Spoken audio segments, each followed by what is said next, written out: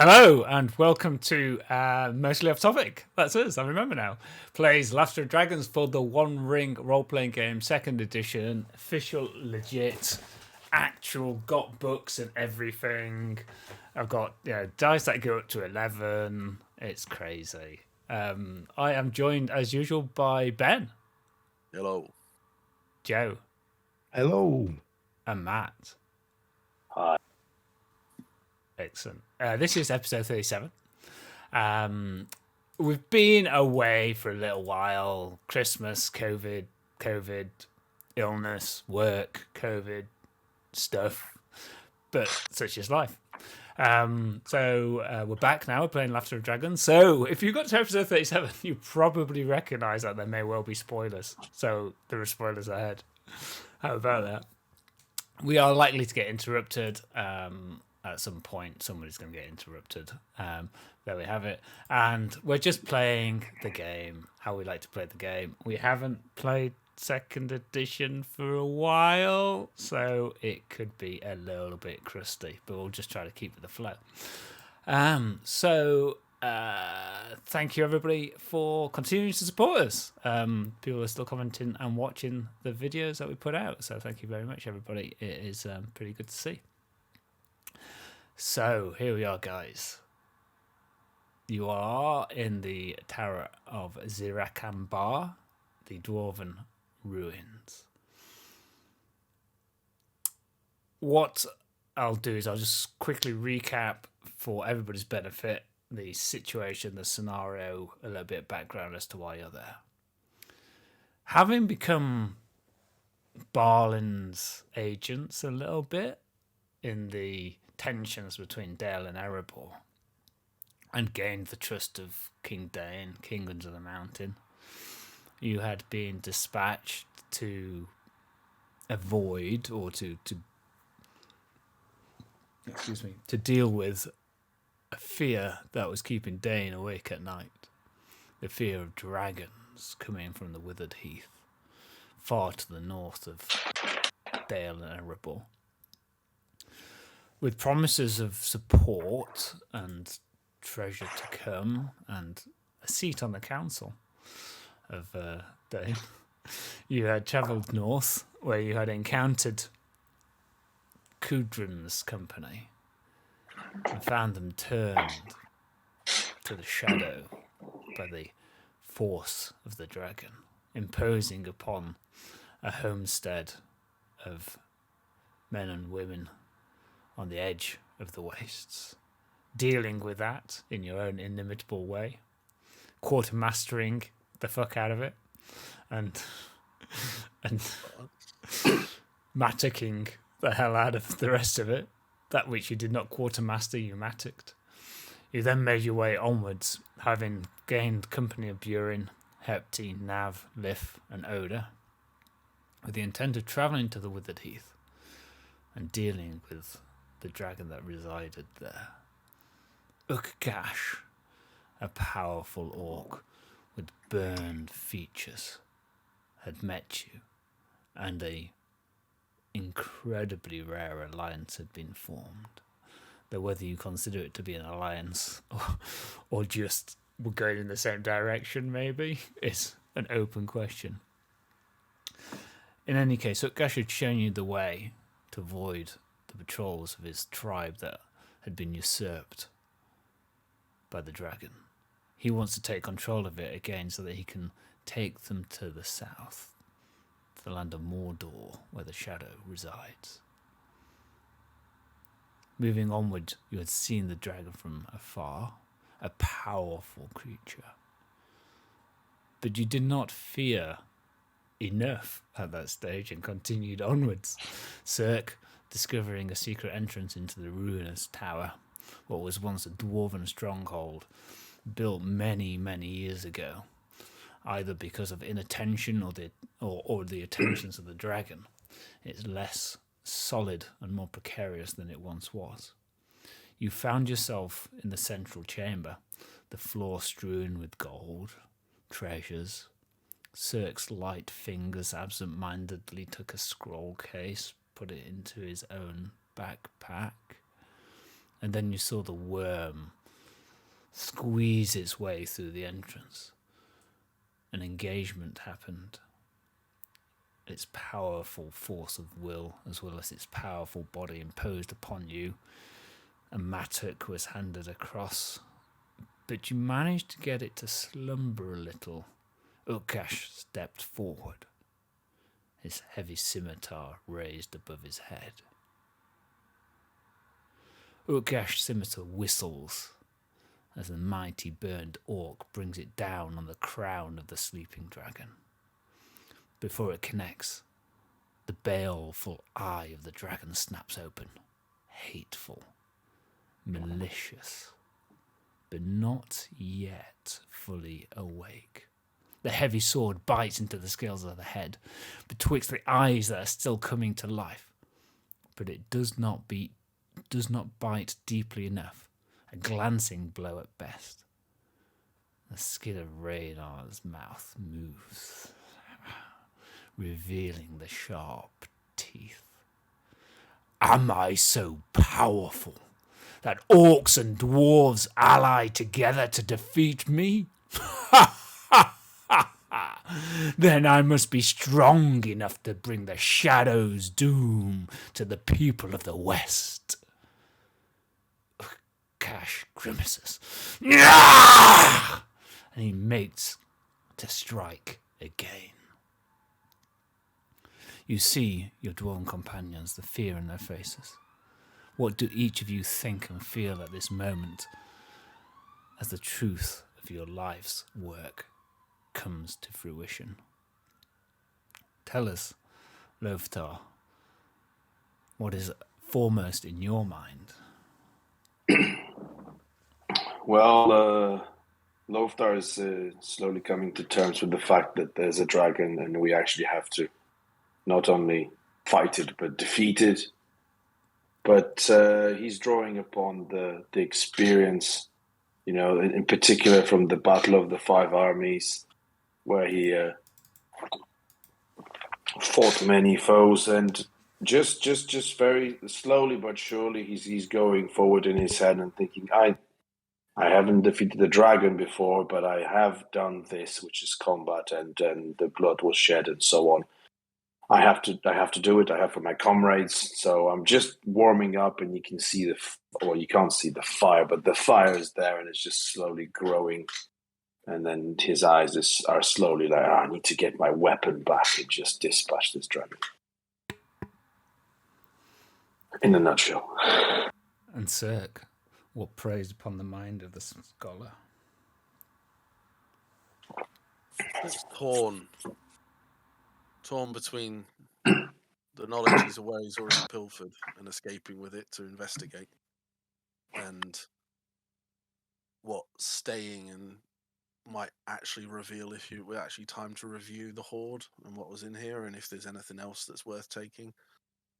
So his desire for knowledge is actually pulling him in two directions. It's like knowledge in the hand versus knowledge in the bush and all that, like porn in the woods. But just what he can find, and so he doesn't know what he's not a warrior. He's obviously a dwarf, so he can fight if he needs to, but it's not his chosen path. And he's not in it for the glory. He's in it for the knowledge and what it might reveal and what that might do for the people. But he doesn't necessarily feel fully committed to this fight now that he's actually face to face with what they're in there for. He wasn't even meant to be at work today. He didn't sign up for this shit. It's 2 days from retirement, that type of thing. Classic. Torg. Torg is already on tenterhooks, having made an uneasy pact with an orc. Leaves him feeling very tense and wary. He's naturally wary anyway. But for now, the import of the moment is kind of weighing him down, and he focuses on the tower itself as former bastion of dwarven kind, and he tries to focus on feeling the stone beneath his feet, connecting with the stone, being in this place. And he's waited a long time for a big moment to really test himself and maybe even prove himself and live up to his forebears. And he knows that that this will either be the end of him and his company, or it will be the beginning of something else for the dwarves. Indeed.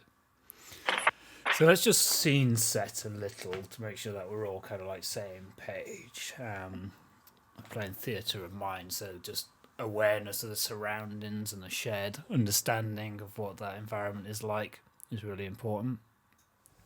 So you're in a very large main hall that reaches up. It's broadly octagonal. It's perhaps 50 feet across.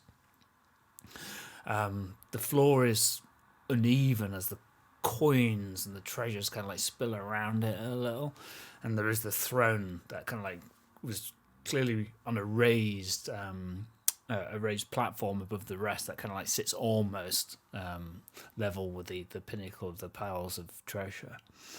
There are very many on each of the kind of like 8 walls, very many kind of doors and antechambers, some of which you've kind of come through, and Burin, Hepti, Nav, Lif, and Oda are still a little bit behind one of those, through to what we imagine was the kitchen complex from which you kind of came from the below.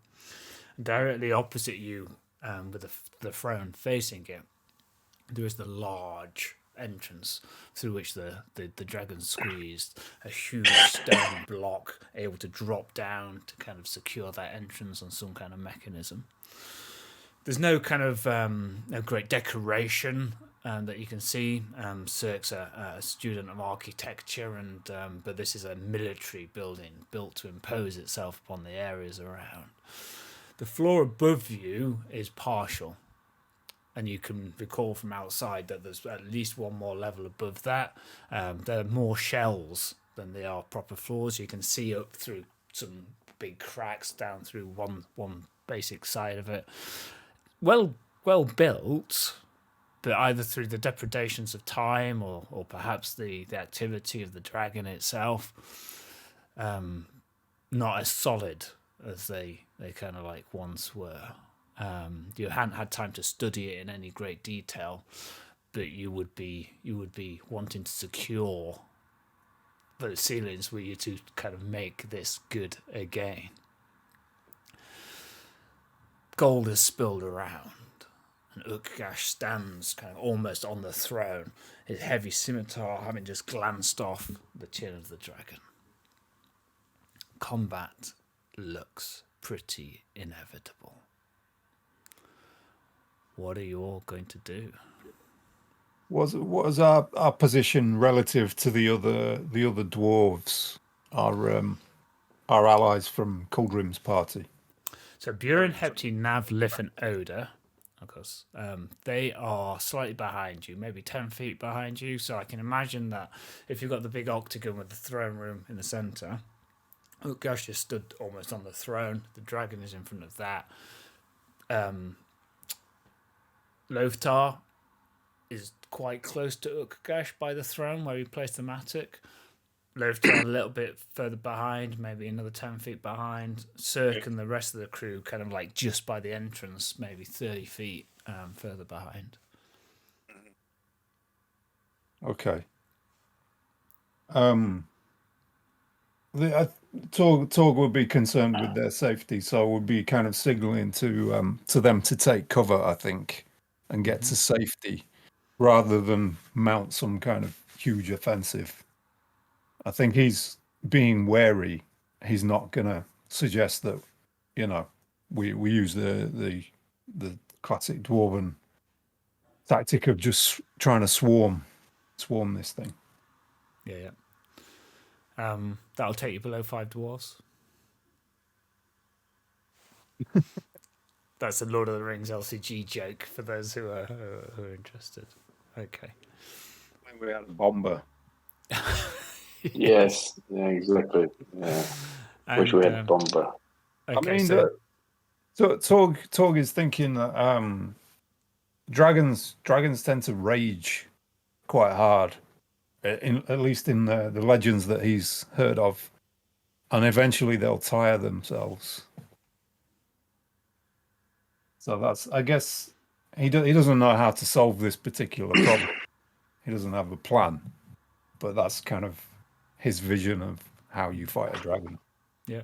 Well, it's well known, I think, to you all that dragons have weak spots. You know, the story of Smaug and how he was felled by the Black Arrow is well recounted. You'll have heard it in song in the Golden Sheaf. Ah, you remember the Golden Sheaf. You cast your mind back to those halcyon days. Beer literally on tap, pasties. And then the delivered to your pints, table. yeah. Excellent. Okay. So what does Torg shout back at the more junior companions? I guess he's rather than shouting, because he doesn't want to attract the dragon's attention so much to them, he's kind of hissing at them to take cover and to find secure spots, maybe even in the cracks and crevices that there may be. And dwarves are quite good at hiding away in rock, so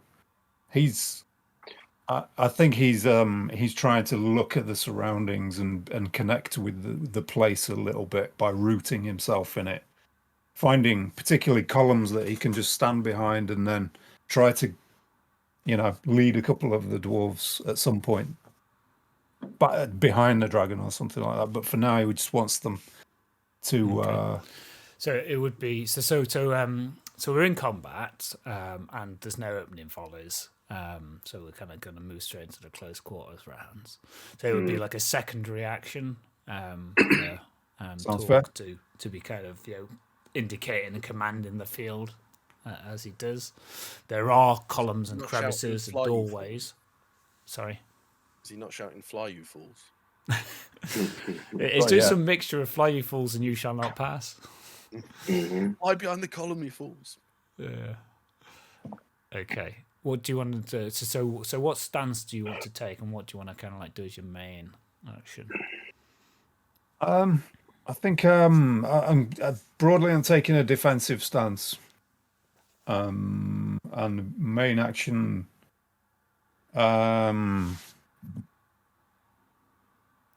It's not. I don't think I'm going to attack yet. It's going to be. What's the combat task in defensive? Protect companion. Protect companion. What's the benefit of rally comrades? Rally comrades. You make an important roll, and members of the company fighting in a forward stance gain a dice on their tech rolls in the following round. If you get a Tengwar, then those in an open stance gain the same benefit, and if you get 2 or more Tengwars, then all close combat stances gain a benefit. No, do you know what? I'm gonna play the role. He's gonna go forward stance. Forward stance. Yeah, Okay. I think he wants to maybe get a hit in early, and then start to retreat a little bit. Okay. Weave around. So you kind of like issue instructions to the others broadly, take cover, protect yourselves, and then you kind of like I'm pointing out kind of tactically advantageous positions for the other dwarves behind me, Cauldron's party specifically, and cracks where they might kind of lurk in the shadows, and then also signaling that I'm going to move in. Yeah. Okay. Loftar. So in what do I have like full mental capacity to do things that I want to do? Not for years. I know that most days I don't, and I have to be in Golden Sheaf and 5 pints in to be. Yeah, but no. Sorry, let's. Any chance that I am able to retrieve the mattock? Yeah, so the mattock was placed, and you didn't place it too far away from you, so I'll say it's a secondary action to retrieve the mattock. Okay. So I will. I'm trying to sort of go back to the military roots here. I want to go into forward stance as well and try to retrieve the mattock. With the view, I'm just sort of like making eye contact with Torg and just sort of nodding with their head and all this other silliness. I'm going to try a flank. If I can, mutter a word or two just to say, look, I'm going to look for a weak spots, perhaps. So just sort of heading towards the body and being in a forward stance. Yeah, Not obviously making an attack. No. So Utgash is on point. He's in front, literally in front of the head of the dragon. So I imagine that what happens is that Loftar kind of just swoops up the mattock, kind of sees Torg kind of moving forward, kind of coming through the gold. You kind of slide down and you kind of come to the other side of the dragon, kind of looking for somewhere maybe in its underbelly or something like that where the scales aren't quite as thick, having seen the powerful blow of Utgash just glance off. And Correct. I want to go shut the door. So I want to head back to the mechanism that I used to open the main door and see if I can get it to close and then potentially smash it. So at the very least, if we need to run, it might take the dragon a bit of time to get out of here after us.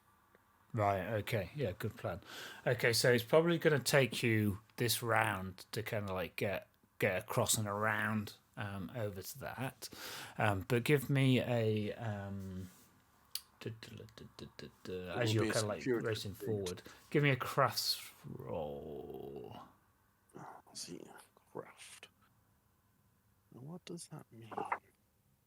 So I get a 2. I can't remember what my broken spells do. I've got a broken spells, isn't it? I can. So I get it's a favoured. You put like locks and stuff. Defeat dice. Now that's what they used to do. I think I can make it magical if it's a success, isn't it? Is that what it does? Like that, yeah. So I get the feat dice twice because it's favoured, and then Alexa, turn the lights on. You can spend 1 herb to achieve a magical success. But this roll is just to assess the mechanism as you're racing forward. You're also like paying attention to how the mechanism might work and such like, and trying to work out where it'd be sensible to get to. 15 regular. Okay, it's against target number, whatever your 14. Yeah. Okay. So as you're racing along, kind of skirting, trying to avoid the dragon seeing the movement, ducking and diving a little bit, you can see that the mechanism is quite well constructed. It is a mechanism with which you are familiar, having done some study of these things in the past. And what you want to lower it and then break the mechanism. Yes. Yeah. Okay. No, so lowering got an alternative way out. Yeah, so lowering it is relatively straightforward. Breaking the mechanism, you think that what you probably need to do is to clamber up the stone a little bit and then just hack away at the top where it kind of like gets lifted. Okay. So let's do this then. So you're unengaged. Always the bridesmaid. Okay. So Utgash is kind of gone, really, this turn. So Torg, you get to the side of Rhaegar. His scales flexing pure muscle beneath. Mm-hmm. His attention is kind of like seeing you, but his eyes kind of like hasn't quite got the fire and the glint within them as he's kind of like rousing himself from the slumber. Has he got a long tail? He's got a long tail, yes. Yeah. See, I played a lot of Monster Hunter, and I really want to chop his tail off if I can. Give it a go. And me, not Torg, but not run up it and slide down Legolas style. No, we don't. I don't think we do that, do we? Well, none of Surf you them are on. Legolas, so I mean, Torg's got an athletics of 2, so I'm trying to. This is why I want to stay rooted on the ground for this one. That's I think. impressive athletics. It's like 200% what I've got. Yeah, we're not an athletic party. I think I think I'm just gonna kind of do a barrel roll and you know, swing the haft of my mattock as heavy as possible. I'm going to spend a point of hope on this attack. So I think with my proficiency of 4 in axes and the fact that I'm in forward stance and spending a point of hope, and I have the virtue of Baruk Kazad, so my attack roll is favored. I will have 6 feet dice and 2 feet dice. 6 success dice and 2 feet dice. 6, yeah, 6 and 2.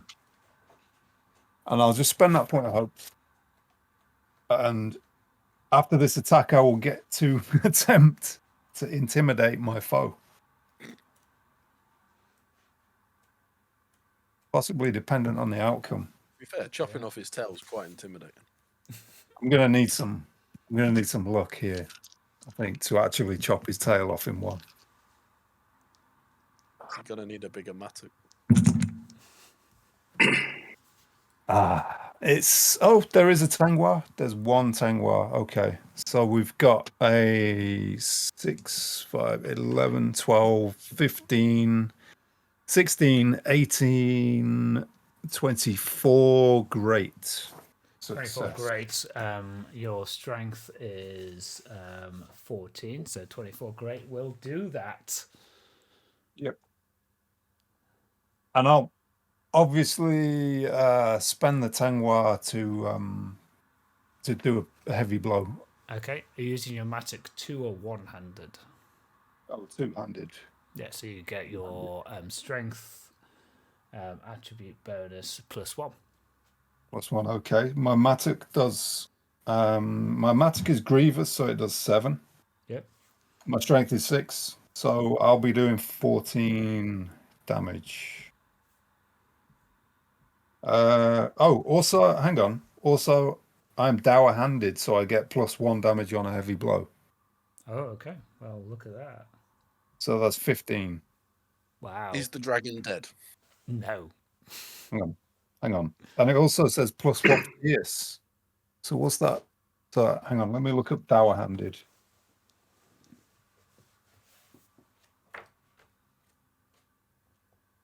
Virtue. Virtue, page 80.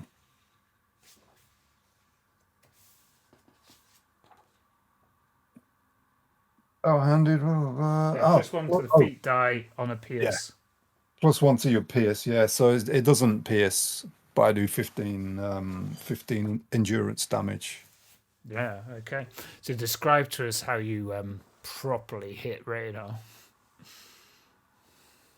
So he's tried to stay out of view and trying to stay low as he creeps round, starting to gather pace, watching the dragon start to unleash his fury at the orc, hoping not to catch the dragon's eye, but his heart almost freezes in terror as he sees the dragon eye catch his movement, and he rolls forward and in one motion kind of springs up and overhead slams the mattock into the dragon's tail, right where it connects with the body, hoping to find some kind of weak connection in the dragon's scales, but is surprised as it lands, surprised at the rigidity of the dragon's scales, and kind of feels the mattock kind of shake and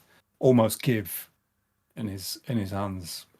Yeah, and he sort of steps back from the blow, where previously with lesser foes he might actually roll through and follow it up. You feel the strength and the the force back, your arms almost jarred by the hit, but you also feel the dragon's body slump forward as it's unexpectedly hit hard from behind. Its neck cranes around. You see the malice and the hatred that's now directed at you. Utgash takes a chance, tries to swing at its jaw, but just kind of like can't quite get there quickly enough. You intimidate foe action, I think. Yeah, intimidate foe. So, so there will be a brief kind of instant where Torg kind of wrestles with that fear that has been surging up in him at the sight of this incredible creature, and he sees the pain in the dragon from his blow, and that terror starts to be replaced with this kind of sense of, we can hurt this creature. We might not be able to kill it, but we can hurt it. Its eyes lock upon you, and you can kind of see the fires now starting to light behind them, almost like flames kind of glowing. And it locks eyes with you. Okay, I guess he kind of holds his mattock up and calls out the name of the weapon and starts reeling off some of its previous owners, his ancestors, in a fairly kind of formal way. Mr. Uncle Jenkins. Doris. Okay, give me an all roll for the intimidate foe. I've got no great expectations for this. I'm rolling 2 feet dice and a single feet die. 10. As strong and powerful a blow as it was, Raynor is inconvenienced. He looks at you. Fool! I'm gonna kill you. Okay. Anything else?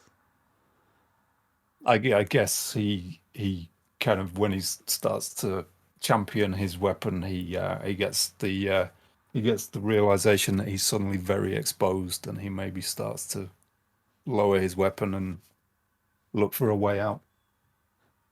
And that way out hands us across to Loftar. Hello.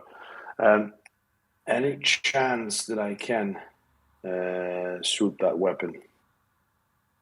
Any chance that you can shoot? Pick up the weapon. Yeah, you can retrieve the mattock as a secondary action. Okay.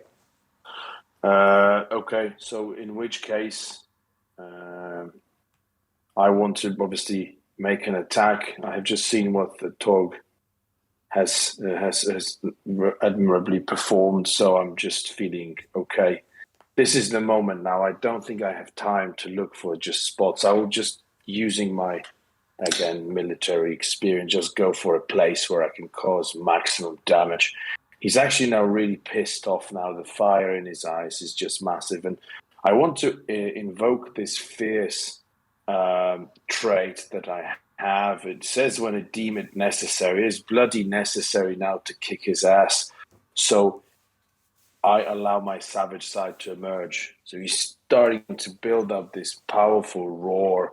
And I'm hoping to be inspired by it, because I was inspired by Torg. I'm also very angry because you deprived me of my favorite weapon. And I'm like, yeah, I'll let it go. I'll let it go. So I want to then roll the whole thing out. So I'm going to probably go for one hit here, So I'm going to use my, just like Joe, Baruch Kazad. If you let me, unless you tell me that I cannot also do Intimidate, I'll do one attack. But if I can, I will use my favorite attack now against the dragon. So being inspired, of course, I will spend the point of hope. And there are probably 6 dice as well. I think I have 6 dice. So 2 from inspired, 1 from the attack. 1 from forward, yep. And then whatever your mattock gives you. Oh, so hang on. Sorry. Inspired is 2, 1 from the forward. So that's extra 3, right? Okay, yeah. And then my mattock gives me 3. Okay. So I have I guess similar to And Torg. as you're kind of like, you pick up the mattock and you fierce the natural ferocity that drives Loftar like an engine, kind of like starts to power him, and he kind of races forward, kind of like almost berserk. You can all hear a kind of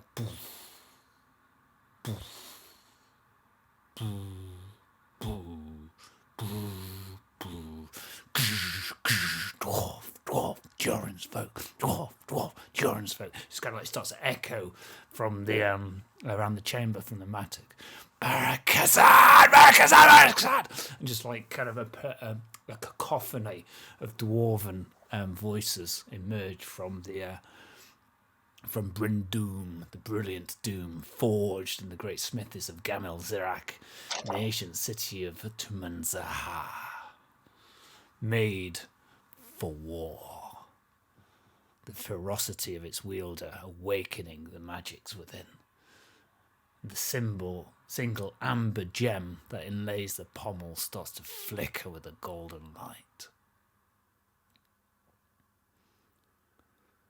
At the back, one of the chorus says, "Just one job. You've got one job." So this is like there's an audible chanting coming from the mattock and it itself. kind of like bounces around the octagonal chamber, creating kind of like an atmosphere, almost kind of like as if there was a company of dwarves, a battalion, kind of in battle. Let's see what we get. Fired up, Loftar. Let's make this one count. So favorite also allows me to roll feat die twice, right? That's correct. Okay. It's not like great. It's no Tangras, which is a bit shit. Sorry, guys. But it's definitely a hit. But let me just reroll that. So I've got 7 here, and then a 6. So it's not great. Very disappointed. My first roll of this year, about 22. That hits. Yeah, terrible. Average shitty success. No, but there's no, like, with so many dice, there's no piercing blow like you, Joe. So yeah. Are you just warming it up? Just warming it up? I think so. Yeah, I think they'll do that. Your mattock just started singing at you. It's probably quite distracting. Yeah, I guess so. Let's hope that's the case. So in terms of damage, there's nothing special. I get 6. I guess there's no other bonuses because I don't have any piercing blows, anything like that. Okay, everybody in the company gains 1 point of endurance. Yeah. Do I do the roll for the intimidate foe then? Yes, please. Yeah. Which again, it's not going to. Raynor's attention is almost entirely focused upon Torg, and it's not all distracted by kind of like your hit, but it's the sound of the dwarves and the sound of the kind of like the familial marching songs enheartens you all a little. All right. So shall I?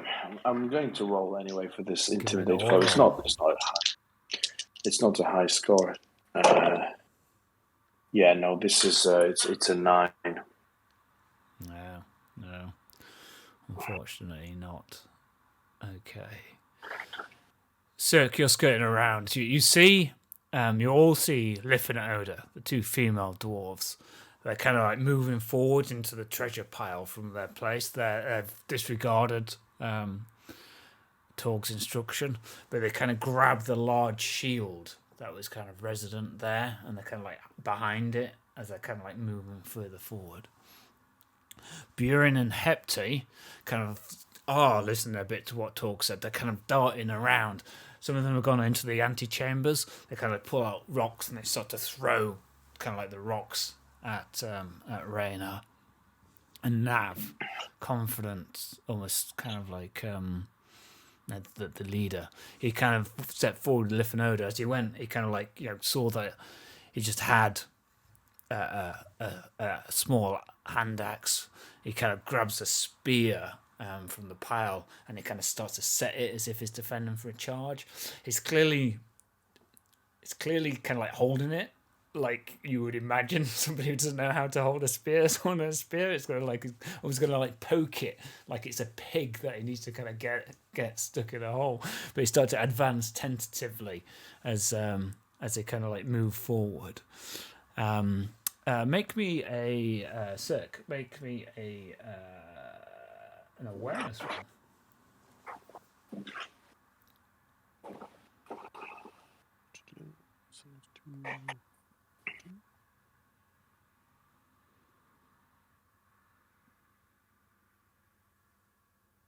Gandalf magical and a 3, so and whatever that is, maths in my head.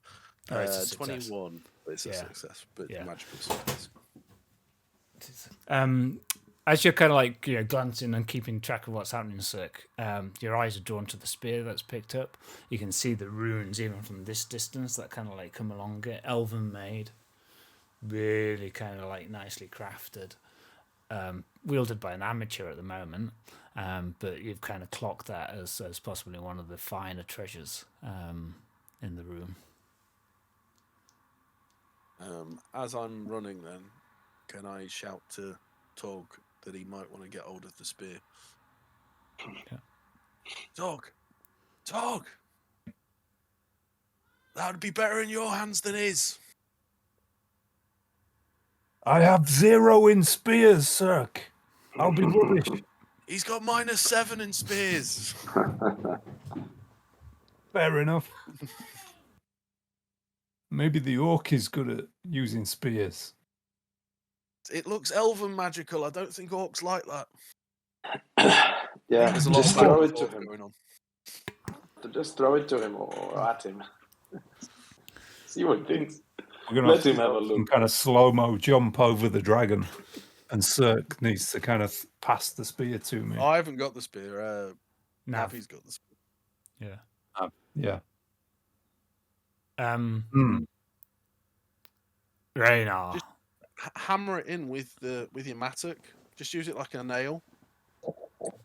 Then it's still the mattock that's doing but the spear's got the effect. Raynar just kind of shakes and kind of like you feel that he is now fully awake. Second round. Ukgash is going to continue to thwack with a scimitar. He roars. My tribe, Sauron, needs us. What are you guys doing? Forward Probably same again. stance. Yeah. Okay, Torg For and Durin. Loftar forward. I might need to get my new dice set. Okay, you get to the gate, Sirk. It's a second reaction to kind of like lower it down.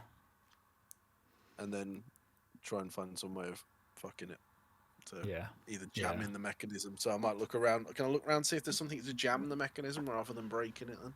Yeah, give me a scan roll. See what I can shove in and break off.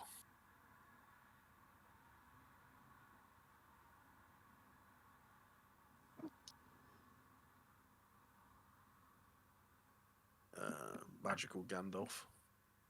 Okay. So as you're kind of like looking for it, a lot of the mechanisms kind of like boxed off. It'll be recessed into the wall. But you do recall that there was built into these kinds of mechanisms, which are the final defense to bastions. There's always a failsafe where if you press, manage to kind of get the failsafe, it'll not be able to rise, which is designed to be used to kind of just force it to be dead weight, essentially. Like a deadlock. That ordinarily you would have to kind of like dig in a little bit, but not too far, and then there'll be a smaller piece of cable that you can kind of like jam in, something like that. So you kind of like start to feel around, and you think you've found the area in the stone where, with the quick application of a hammer and chisel or something along those lines, you would be able to kind of get in there quickly. Okie dokie. That's what I'd be looking to do then. Yeah. Okay. Okay. So Ukgash.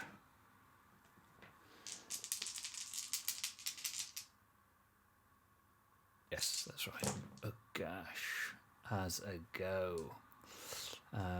He 10, 12, 18.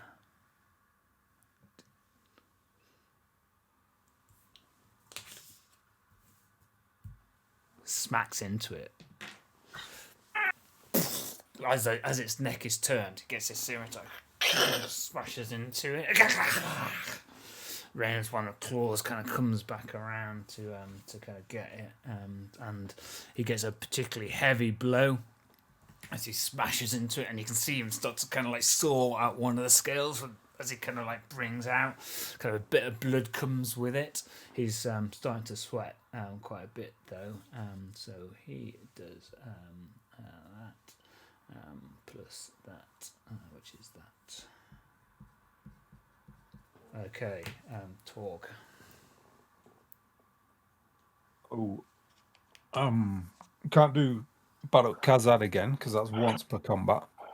So I'm going to second reaction. I'm trying to lure the dragon a little bit. I guess I've got kind of one eye on the dwarf with the spear that Sirk's kind of pointed out, and my peripheral vision is taking note of which dwarves I can see and where they might be. I'm trying to kind of maneuver the dragon now that I've got his attention. I'm trying to maneuver him so that the dwarf with the spear can maybe get a chance at poking him in the belly, even if it's a suboptimal poke. At least it's something. And poke's always a poke. Yeah, a poke is a poke. Yeah, Any pokes to go. So that's my second reaction, is trying to maneuver Raynar a little bit to expose his underbelly. Whether it's soft or not, I guess we'll find out. And then I want to smack him in the chops. Okay, well, his head is kind of like craned around, like above you. This is like you.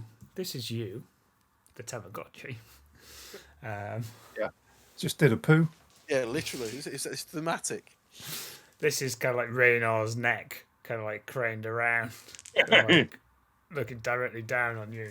Just smack his head back around the other way. Yeah. Okay. Well, I mean, I can smell his acrid breath and feel the heat starting to emanate from him, and the fear hasn't gone away, but Torg is caught in the moment now, and this is his fate. He feels like this is his destiny, is to face this dragon. So I'm going to spend a point of hope, and I'm going to kind of sway a little bit, rock my mattock from side to side, with locked eyes. There's a little bit of me trying to entrance him a little bit and divert his attention away from the other dwarves. So I spend a point of hope, and I have five success dice and 1 feat die.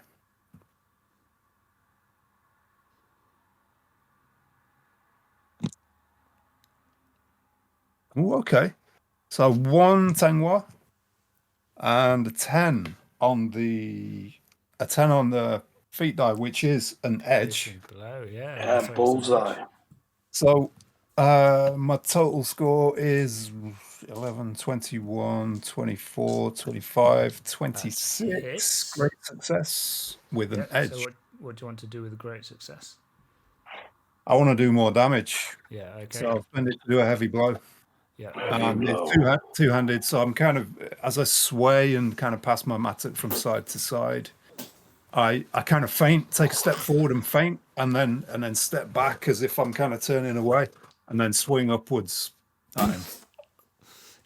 You hear? Do you know like unk as you unk is. You bite his tongue. Yeah, ow! Yeah, that's right. It's bit his own tongue. So how much damage do you do in total? How much endurance? Okay, so that's it's a grievous mattock, so that's 6 plus my strength plus 1 for it being a heavy blow. Yeah. So that's 14. And dour-handed? And dour-handed, yeah. So 15 again. And possibly a piercing blow. Yeah, so what's the injury? He needs to get 18. 18, yeah. He gets 15, 19, 20... 722. Yeah, gets mid-20s is what he gets. I don't think I've found his weak spot yet. No, not yet. Though probably not you on do his face. smash. It's kind of like Europe. And he will speak with a lisp from the rest of the game. Anything else, Torg? No, I think that covers it really. Secondary action and main. Okay. Loftar. Can I do a secondary action before my attack? What secondary action would you like to do?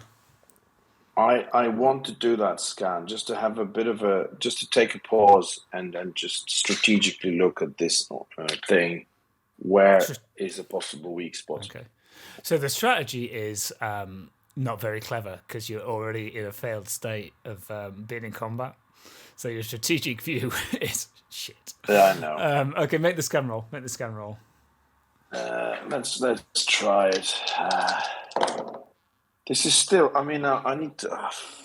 So I got 2 and a 2 and a 1 and a 4, which makes it 9. No, you can't. This is a very strategic view. I see the whole planet, I think. Yeah, well, you also see... The view's full of dragon. So. That's right. You've got a very target-rich environment, and that target looks pretty well armoured and pretty strong. Yeah. Okay. So my detective days are clearly over. I think I better just whack him in there. In something. It's about par for the course. Yeah. So I will spend another point of hope. Because I have to. That's part of the job. I have a few of those. So spending another point of hope. Just still very sort of upset. I mean, now upset after the first hit, which was very weak, and now I can't find the spot. Just going for like a furious blow, kind of up and down, just like that. That's just very simple, very, very Loftar-like. Just, you know. Classic. Yeah, classic. That's it. Classic mattock. The Loftar. So maneuver. that's it. That's a Loftar maneuver 3 plus 1. So hope gives you plus 1, yeah? Mm-hmm. So I have the 5, and then it's no longer favored skill, right? Yeah, that's right, because you can only use... doesn't do more of it. Is it better? I have a phone call. It's incoming, and it's the bearded guy. He's going to say something. I don't know. It's not 11. I tell you that it's not 11 on this die. Okay. So I've got Gandalf, and that's Gandalf, and then 22. 22 hits. And there are some Tenguas as well. So it's extraordinary success. Oh, okay. So you get your base damage, and then you get to choose what you want to do with the Tenguas. So If right. you've got a Gandalf, it'll be a piercing blow, won't it? That's right. Yeah, Yep, and we'll resolve that correct. after we've done the damage. Okay. After. Okay.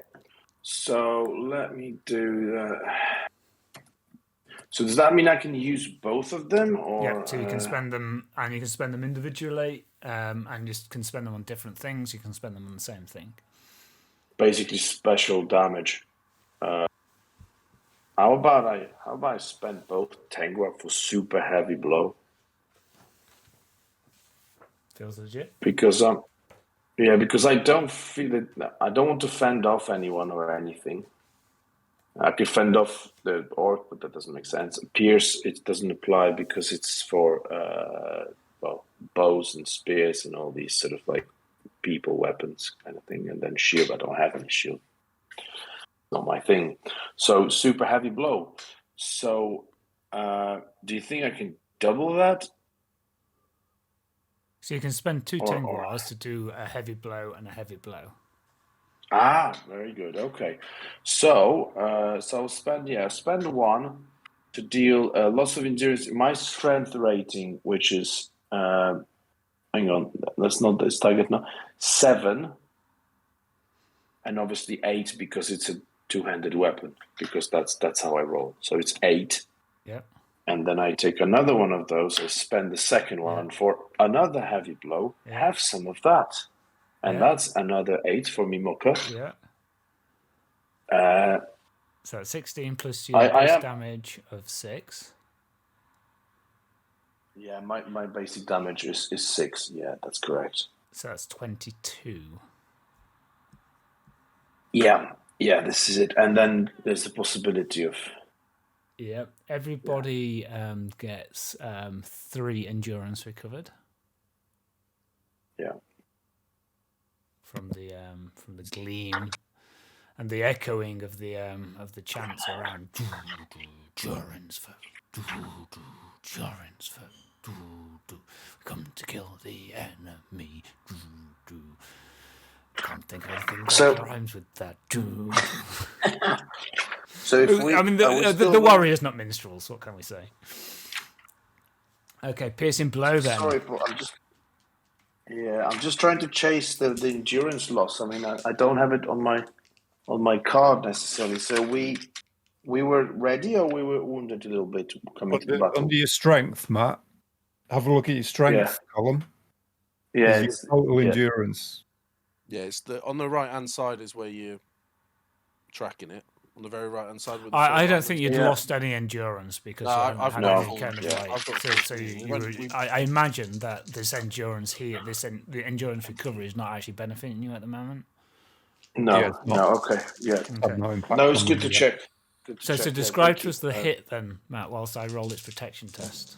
Yeah, so this is just it's like like a proper cheeseburger. There's nothing too fancy about it. It's just the thing that you get that is just massive, and it's just like a hit, just ups and down with a massive hit to the dragon, delivered, home delivery to your door, knock knock, bam, comes smashing in, into Loftar the side. style. You can kind of hear what sounds like maybe some ribs cracking underneath, and kind of looks like you've kind of put a proper dent into one of the larger scales.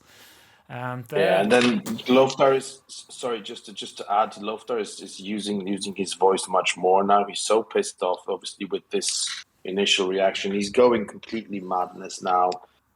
So it's growl now. He's no longer shouting and screaming. We're way past that. He's just growling. You've got these sort of animal voices that he's making and losing his voice in the process, of course. Yeah. Okay. It is not a wound though. I rolled about a 30 it's fine. Protection test. No, this is it's. I mean, it's still good. We're dealing some damage. He's going to get pissed off soon. Lifanoda, using the shield as cover, are starting to advance towards the dragon, somewhat tentatively, to slide a little bit on some of the gold. Buren and Hepti are throwing stones, starting to try to distract the dragon. My watchdog is scarier than you, Buren shouts. You're a beardless worm, Hepti shouts. Nav continues to start to move towards the dragon, holding the spear, puts it against his shoulder. It tentative, not yet in range. The claw of Raynar swings around quickly. I'm going to visit burning fury on you all. And you can see, feel Torg, the fire starting to warm in his throat. The power of the eye will visit your family soon enough. I'm not even going to give you a chance to yield and join my orcish followers. And then he rises majestically, and you all get, it's kind of like those in close combat get pushed back a little bit just from the pure bulk of him.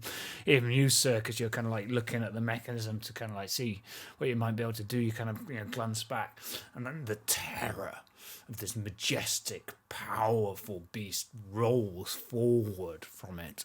Everybody takes 2 shadow points of dread. Apart from you, Sirk, could you make me a wisdom check, please? Because you're so deeply engrossed, and we've already established you don't really pay much attention to things that are happening around you when you're engrossed in the task. Wisdom? Wisdom, yeah. Oh, wisdom, because you're like concentrating on the job at hand. You kind of like well, whatever, mate. So is it 3 success dice to my 3 wisdom then? That works, and then a beat of fate. Goodness. 10, 16, 19 magical. Okay, so beats my you pay no great heed to the dragon, as engrossed as you are in this intricate puzzle of trying to solve how you can kind of like best get the gate kind of like down and such like. But everybody else takes the 2 points of dread. Then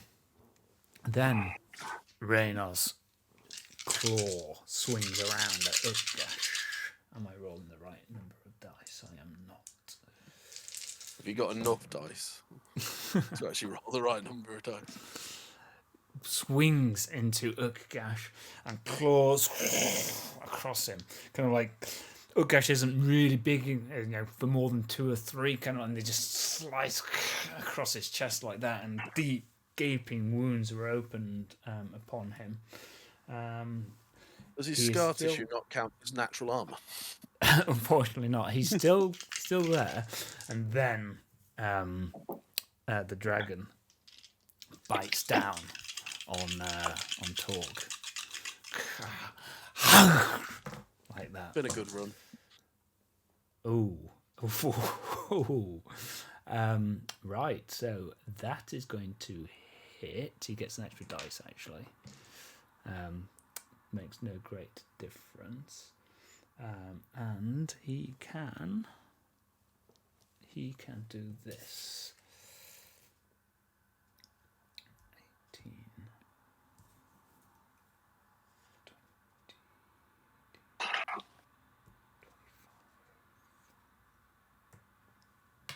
20, he does 25 endurance as he snaps into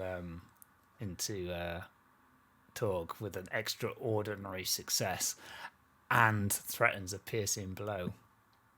Ouch. Protection test against 16. I've got 3 endurance left. So when we were saying, we're all at full endurance. He rags Torg around. Just flings him. Okay, so my injury test is against what? 16? 16. Okay. No,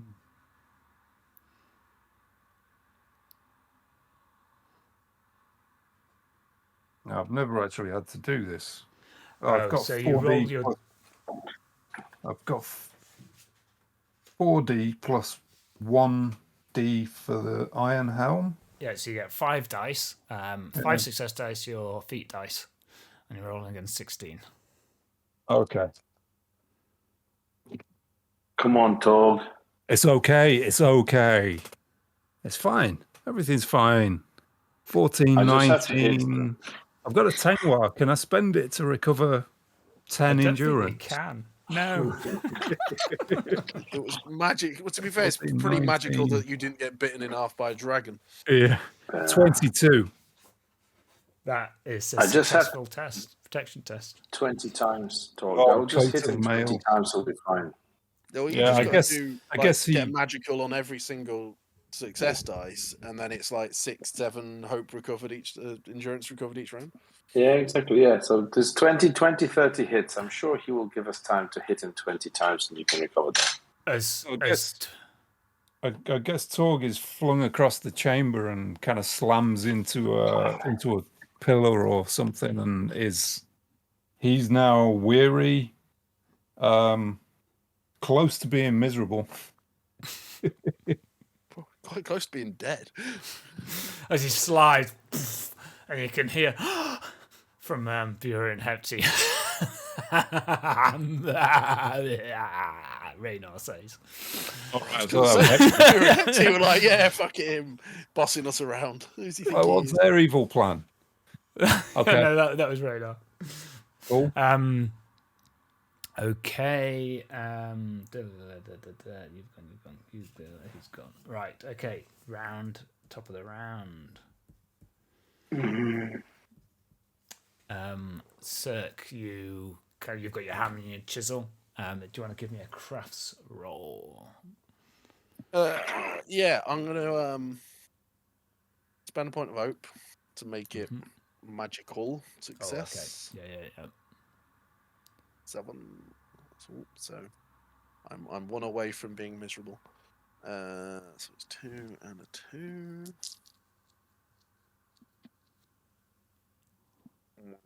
That's not very good. What's that? Is that a 3? No, that's a 5 because the 3 is next. That's not so bad. Dead on 14, but it'll be a magical success. Yeah. Okay. Yep. Great. So you kind of like, amazingly, you kind of like, start to carve the runes of opening, without really thinking about it, and kind of like the panel comes down, and you can kind of see the spike that you can kind of jam into the mechanism. There's no way that this is going to be coming back up again. Cool. He's not shooting. We're not shooting there with him. He's shooting there with us. You look back at the splayed corpse of Torg, kind of choking up a little bit of blood as he kind of comes down. His sword, is matted beside him, kind of like, and you go, yeah, that's definitely the case, 100%. Okay, so talking of Torg, what stance are you adopting? Stance. Red Eagle. What stance is this? I think I'm done. I think we. I don't know. You can retreat, can't you? Yeah. Well, you'd move to rearward and then retreat as your action, isn't it? I'm gonna take a defensive stance. Torg doesn't want to back down. He's laser focused. He's locked in on this as the thing that he's been.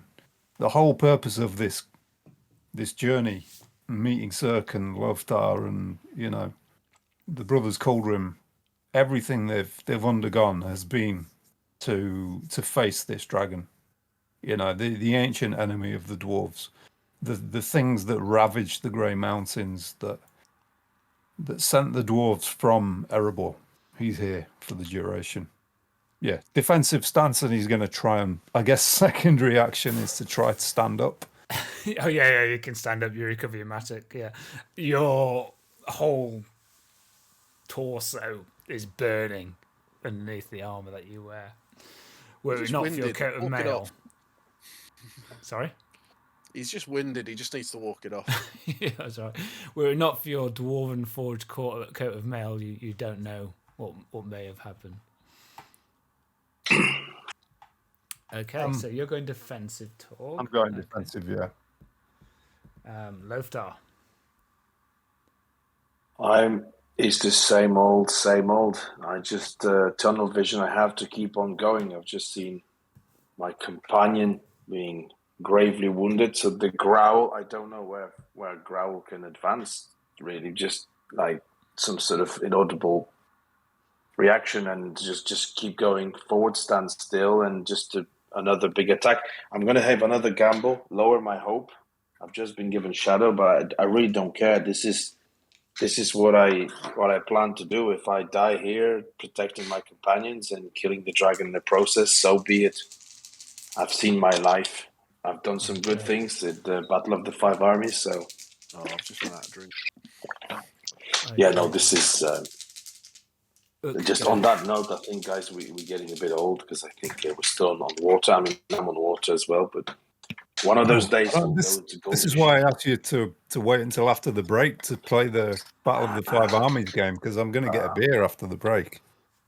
Oh, this same here then. So it will be coming. I will be telling you. Don't worry. The dragon will be dead. We'll be down at Golden Sheaf, knocking down those pints, and I'll be talking to you all about the Battle of the Five Arms. Well, unfortunately, the beer will just be spilling out of the holes in Torg's chest. Yeah. I was going to say, remember to tell everyone about me. Oh no, The we'll be brave sitting there Torg, together. son of Torg. Ukgash. We'll be there together. Utgash, kind of paying no great heed to Torg getting flung across the room, takes advantage of this, slices deeply into the dragon's kind of neck again with his heavy scimitar, causing a protection test, actually. So he gets that. He spends that to do that. So that's that. Wow. And he kind of starts to twist the scimitar again, making the spending a point of hate essentially, and making the protection test ill-favored.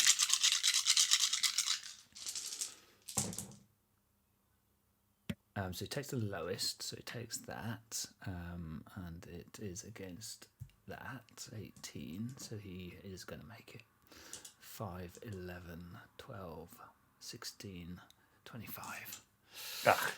Even ill-favoured. Okay. Right, so, Loftar. Yes, so I've just spent my third point of hope, and let's do it again. Just sort of like wildly swinging across. I mean, is it possible that I can try and do another scan test? I'm really keen to sort of get some better place to hit than Not his really. body. No. Okay, no worries. I'll just hit You've his seen body. Torg swung across. There's yeah. You had your moment. No, I've had my moment. Okay, so hope gives me one more, so I have 4, 5. Still have 5. Nice. 1, 2, 3, 4. Come on, lad. What are we having here? So there's no. Yeah, I don't re-roll that, but I've got a great success, and it's maths is 10 to 23, and it's a great success. So great success. So you get everybody recovers 2 endurance. Yeah, very good. Yeah, that's it. Come on, Torg. We'll get there in no time. I just keep talking to him, and I'll just keep smashing him. So 2 endurance, and Tengwa will be swapped for a heavy blow, basically. Okay. Because I hit with both hands, it's 6, 7, plus 6, right? So that's 13. Okay. No, sorry. 8 plus 6, that's 14. With my strength, 7 plus 1, because it's both hands, two-handed. Yep. And my matic damage is 6, so makes it 14. Okay. Okay, yeah.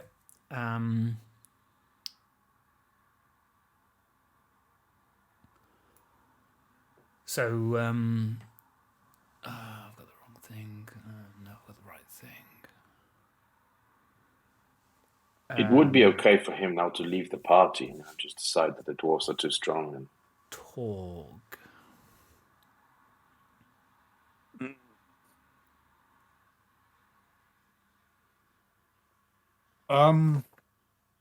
So I think my second reaction will be to kind of gather myself, probably.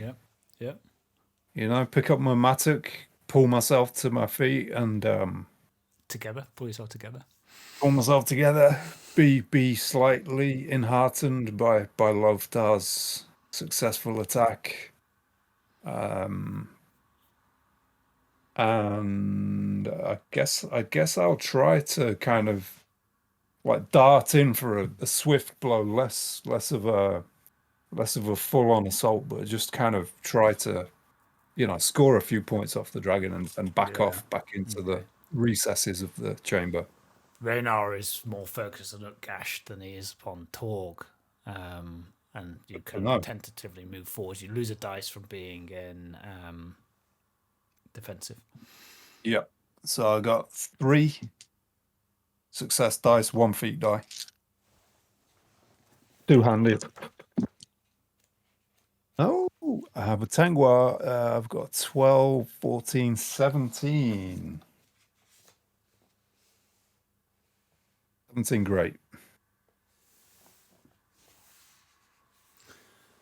What'd you get? Sorry, 17, great success. 17. So that is a hit.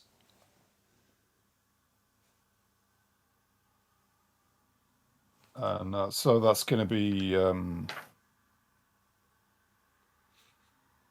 7 base damage, and then I'll spend a Tangwa to do a heavy blow, Okay, which so is that would be another 7, and then I'm dour handed, so that's plus 1 extra damage on a heavy blow, so 15 again.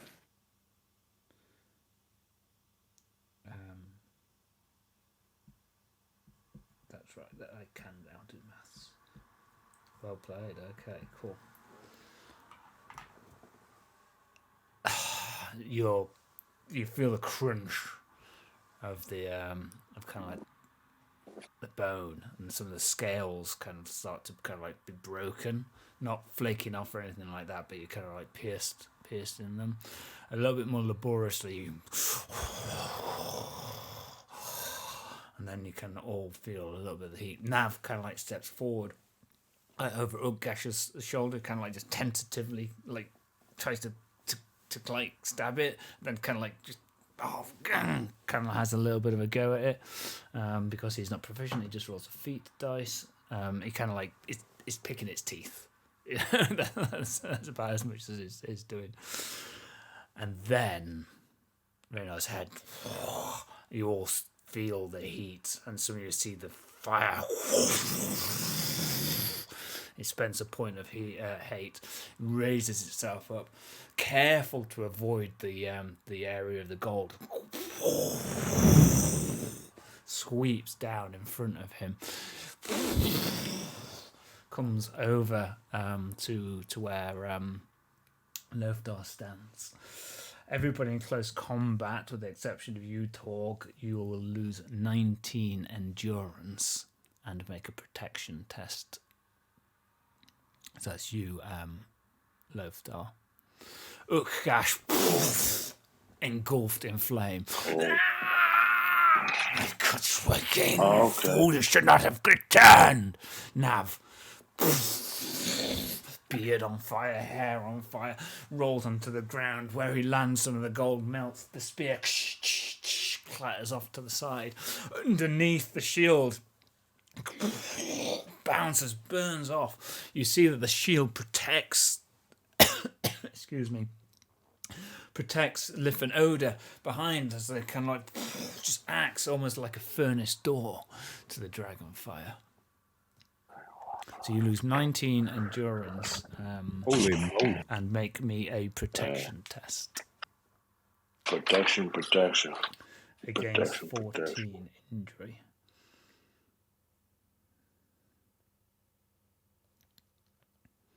Yeah, that's nice.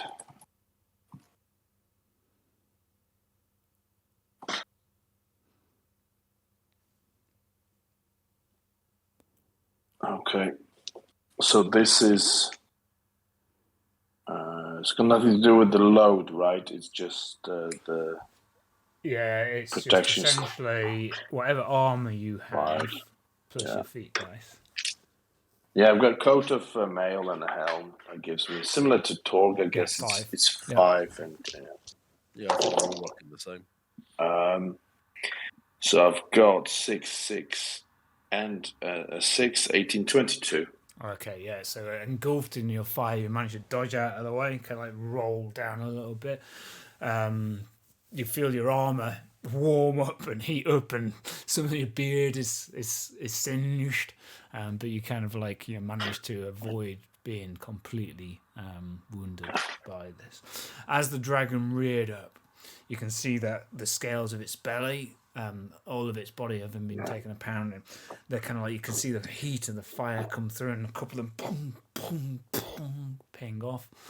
And it's reared up with its wings out, and you can see the dust and the dirt gather up around, kind of like the force of it has smashed up against the ceiling, and a couple of larger rocks come tumbling down, and you can see that the kind of whole of that area, particularly you, Sirk, can see that it just does not look particularly stable, kind of like above you.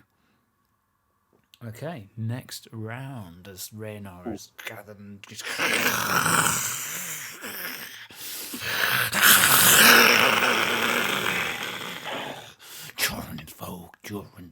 Joran's folk, slash and tear and fight and die.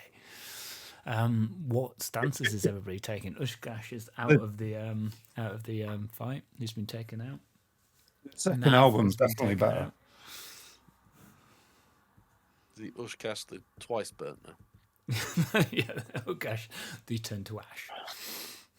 Uk Ash, in fact, is how we will know him. Fought in the Battle of the Five Armies, incidentally. He always was a hothead. It's all right. So surely Torg is emboldened by that because he doesn't have to uphold a deal with an orc anymore. Yeah, 5 endurance points back for that, definitely. Okay, what is everybody intending to do? I just have to keep going. I've got nothing else to. I'm just having a quick look at the ceiling. I mean, because you say a few things about the environment. I mean, does it look like the ceiling a bit weak to me? And there's a hobbit. I think he wants a pint. It comes in pints of squash, probably. I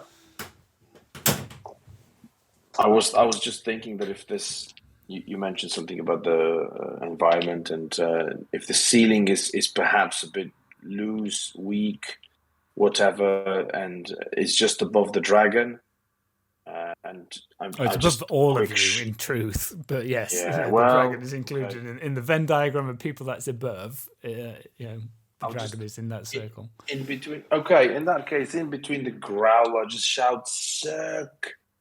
The ceiling, get the ceiling down," and then keep growling, and then just make another attack. I mean, this is okay. So you're going forward stance. Yeah, and then I run. I think because I've just done some quick maths here, I'm on 12 endurance, and I don't know why I've got +2 load, but that must have been from the previous battle. Like if it's +2, you don't add it; it's just temporarily added, right? Oh, because you rested after your fatigue, so I think that cleared that.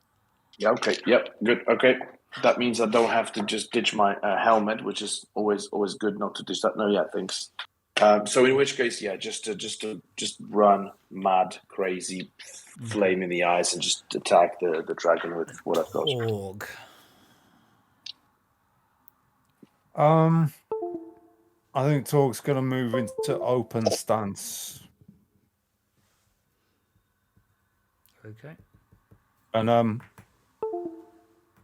I mean, with a view to so his heroics got him so far in this fight, and I think he's going to try to move towards the dwarves with the shield.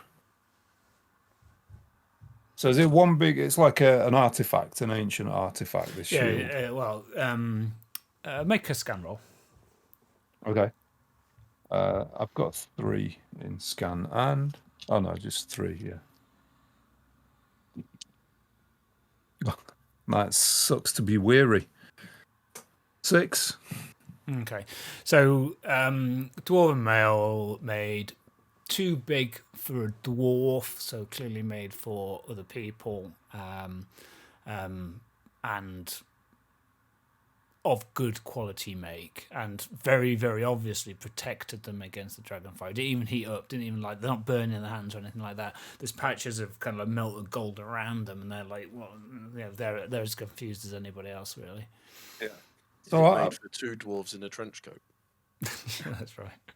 I kind of what I want to do is to get involved in the shield, not to take it off them, but to kind of hide behind it, so that they can help me get close to Raynar, so that I can hit him in the belly, where his kind of little holes in his scales are. Okay. So it's kind of like probably going to take your action then to kind of like scout back there and kind of like get behind there. So that's fair. Okay. Right, and you're in open stance. Okay. Forward stance, Loftar. So spending a point of hope. I'm down 4 now. The dragon, win the war. Hit the dragon, kill This the is dragon, win the war. This is my favourite song of theirs that they did. It's pretty good, isn't it? Yeah. It's this shit. Sorry. It's probably a hit, 21. That's a hit. There's just nothing else there. Sort of like literally nothing. So I just wasted another. It's just 6 damage. 6 damage. Okay. Yeah, very uninspiring. Yeah, I think Loftar is running out of steam. You checking for edges and stuff? No, because it's a 6 on the feed time. It's very, very underwhelming at times. And okay, so you're in open stance, so you kind of like move across. Sirk, what's your plan? We both get 1 endurance back. Yes, that's true. Everybody gets an endurance back. Yeah. I will glance at the ceiling and see if I can work out what Loftar's piping on about. So the Does action it look of the like dragon. I can bring this whole place down around us. Make a craft roll. Well, make a favoured craft roll, in fact, because you have spent hours and hours and hours in game time looking at architecture. That's another. What does favoured do? Advantage. I already get that. That's already a favoured skill. Do I have it? All right, then I'm going to spend my last point of hope. Mm-hmm. Now, is when my shadow meets my thing, is that or is it when it changes? Is it meets beats or is it below? Meets. So when you start to meet I've got 6 hope and 6 shadow. Okay. So I'm now miserable. I take that to be that having seen Torg get yeeted across the room has made me a bit upset. Yeah, and the fire, and maybe gosh, I don't know, maybe a harbored secret. You're probably more upset about this place falling apart, aren't you? Yeah, Yes. I'm a bit upset about the potential loss of all the knowledge in it if I do have to bring it down around us. Starting with you.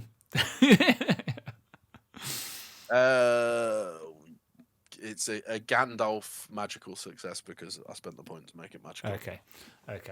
Oh, and it's a magical success. Gandalf's tonight, yeah. Yeah, that's what the point of hope did. That's what the broken spell does. Okay, so yes, you could bring this down. There's sufficient cracks, and you know that the floors, the first floor would not have been, is easy to bring down. It's kind of like not a load bearing wall. It's you think that you kind of like with sufficient kind of let's think how you would do this with sufficient kind of displacement of one of the walls, you'd be able to bring it down. So you'd maybe need to kind of edge across to one of the octagons and just smash sufficiently the corner. I will make my way across to the load bearing point and aim for the point of weakness then. Yeah, okay, so that will be your action this turn. Yep. Okay. Avoiding molten pools of gold, etc. Yeah, that makes a lot of sense. Okay. Talk to that. Okay. Raynar. Yeah, that's gonna be fun.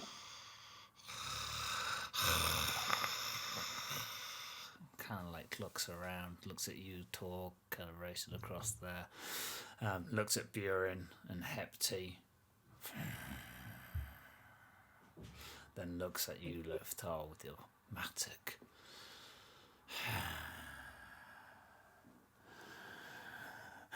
You weakling. You think you can defeat me? And he just stares straight at you.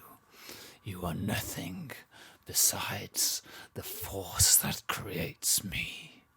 And he spends a point of hate to force you to make a corruption check. Okay. Wisdom check. A wisdom check. I'm a bit wisdomable. So this is number of dice versus my wit, right? Mm-hmm. Wit is the target score, and I have 4. Let's have a look. So I have 4 wisdom, so that's not a bad score.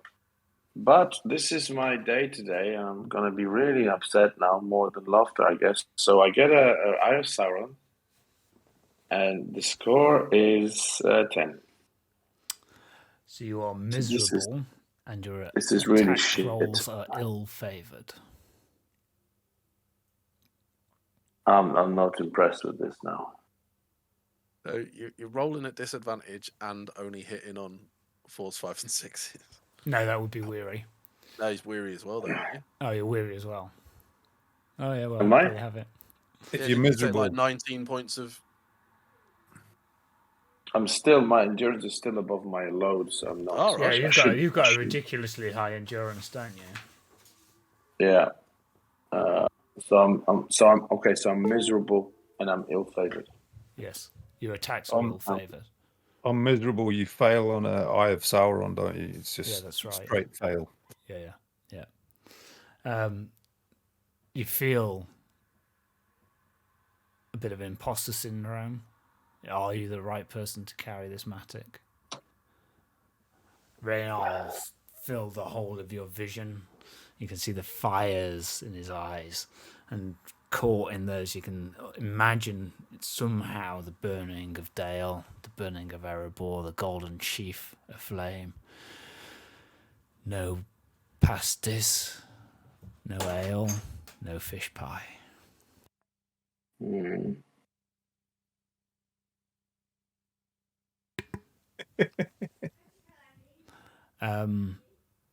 Okay, Raynar still stands proud.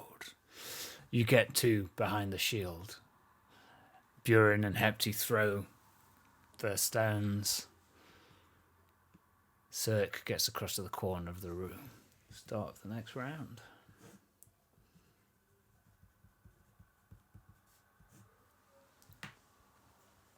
I'm going to try to push the guys forwards, so I'll be aiming to get into forward stance. Okay, could you make me an Enhearten roll? Okay, I can do that. That's favoured. I got 3 dice, but I am weary. Oh, 10. I'll have the 10. 19. 19. Enheartened by your presence. The direction, the command wakens up Lif and Oda, and they kind of move forward. Oda picks up the spear that Nav was wielding as you go past it, and you kind of move tight up against Raynar with a shield behind, just kind of like some kind of Roman legionaries turtling. Okay, and so you're in forward. Okay, what could possibly go wrong? And Loftar? So he's just battling with his feelings now, all this sort of doubts and hesitation, but he still just goes deep into his sort of soul and just picks up that just pure anger that he had when he was fighting the hordes of orcs and other enemies over years and years, and just grabs onto that and just thinks about the only outcome here is just defeating the beast. That's all he wants to do. Just another hit, another blow. Maybe it will die, it will get wounded, or it will run away. Whatever. It's just a dragon, and he's an old dwarf, and if he gets carried on the shield, that's fine. If he goes home, that's no problem. So based on that, and sorry. So forward stance then. Yeah, forward stance and just keep going. Okay. Sirk? Yeah, I'm going to sort of basically use my knowledge, if I can, to make a lore roll to look for the weakest point of the wall. Yeah, or a craft roll, either. Yeah, either. I don't mind. I'll go lore because I've got 5 in that, and it makes sense too. Can I keep? Are you not allowed to spend hope once you're miserable? No, you can spend hope if you're miserable. I'm going to spend a point of. You'd presume so, because otherwise, like, your shadow level would just negate out your hope altogether, wouldn't it? Yeah, you can spend. There's nothing here that says you can't spend it. So yeah, I will spend another point of hope to make sure this is magical, because I think it's going to need to say. Yep. So that 2 and 5 dice. It's pretty pants. I've rolled a lot of dice, so it's okay. 10, 16, 20, 25, and 2 magical successes. Okay. One from the point of hope and one from the thingy. So you're kind of like there. You're kind of sweating from the heat of the chamber, the blast of the dragon's breath. You're sweating because you're planning to destroy, and and so on. And it's almost like a moment of clarity, where all of the knowledge that you have obtained just coalesces into this insight pulled from the masters of old. And you can see that there's a few hooks which were clearly kind of like used to have oil lamps. And if you were to kind of get a bit of rope around that hook, a bit of rope around that hook, and pull them at these angles, then that would bring down that chunk there, which would probably bring down that piece there, and that wall would then come across, and then like dominoes in the golden sheaf, they would go. You kind of like look back with the obviously magical, inspired understanding of the situation. And if you could get everybody back the other side of the room, back towards the entrance that you came through, you think that only half of the ceiling would be brought down. Oh. Can I shout at them for a secondary action, or is it not? Yeah, it's a secondary action. Yeah, so what do you shout to them?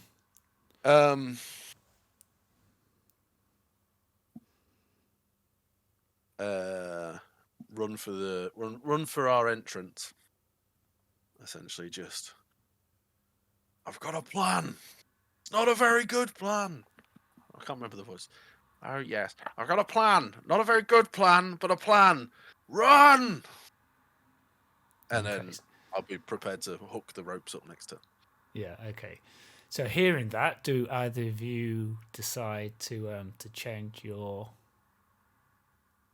approach? Torg is kind of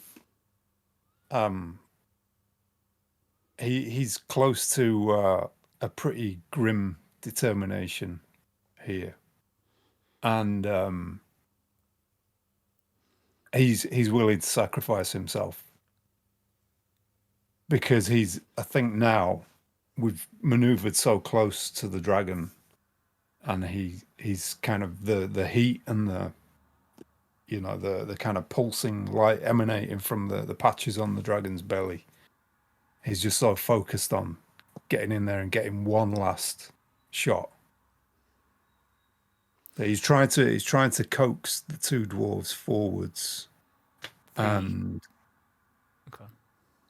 I'd like to invoke leadership to encourage them to get as close to Raynar as possible, and to lean out from behind the shield and kind of poke it with their daggers, the swords, whatever they've got, while he kind of peels off and just launches one last attack on the dragon. He's not just suicidal, he's making sure he takes his team with him. The eyes of Lif are a cornflower blue.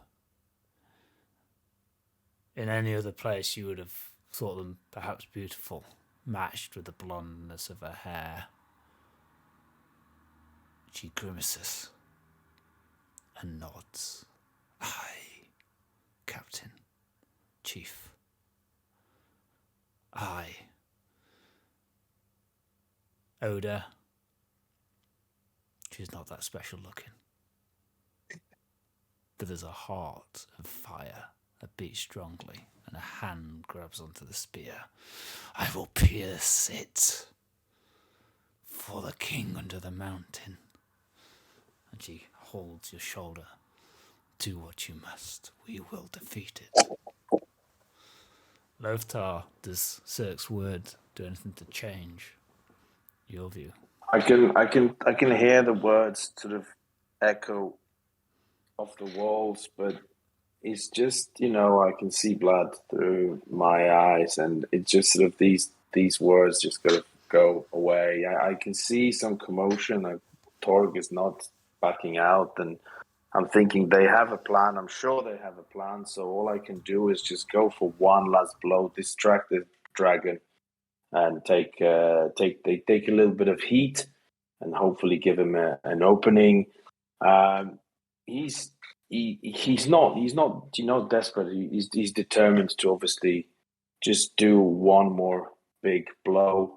I will try to invoke, I don't know if I can, but he wants to just sort of let his sort of savage side go completely. So if I can invoke Fierce again, it would be great. If not, I'm just going to do the wildest last attack on the dragon. Just till the end. We get buried and we get, we stay with the dragon. But this is it. This is his moment of glory. Yeah. Okay. So, Torg. There's one other thing. when I hear Sirk call across the chamber, I'm gonna sign back to him the words "I cannot," and then kind of peel away. So I invoke leadership, spend a point of hope, which makes me miserable. Yay, we're all miserable. Which really, for Torg, just means that he knows this is the ultimate action for him, and that there's a good chance he will die in this chamber with this dragon, and all of his hope really is on Sirk. His actions are just to distract the dragon and keep him here.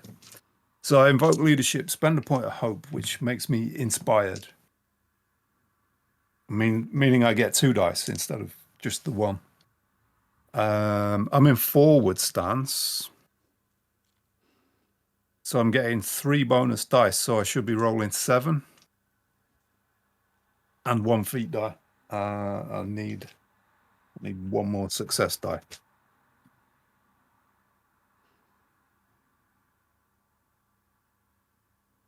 So he peels away from the 2 dwarves behind the shield. Stumbles slightly in the gold coins that spew away, regains his balance. Okay. And slips slightly. Just comes into view of the dragon.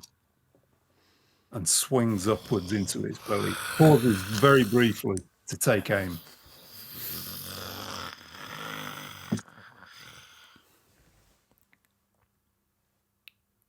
I have Sauron.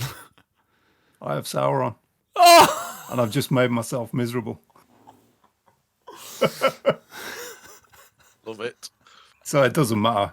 It doesn't matter what I've got. Describe to us, though, what happens. He peels away. He signals to Sirk He kind of encourages the two dwarves, pushes them forward, peels away from behind the shield,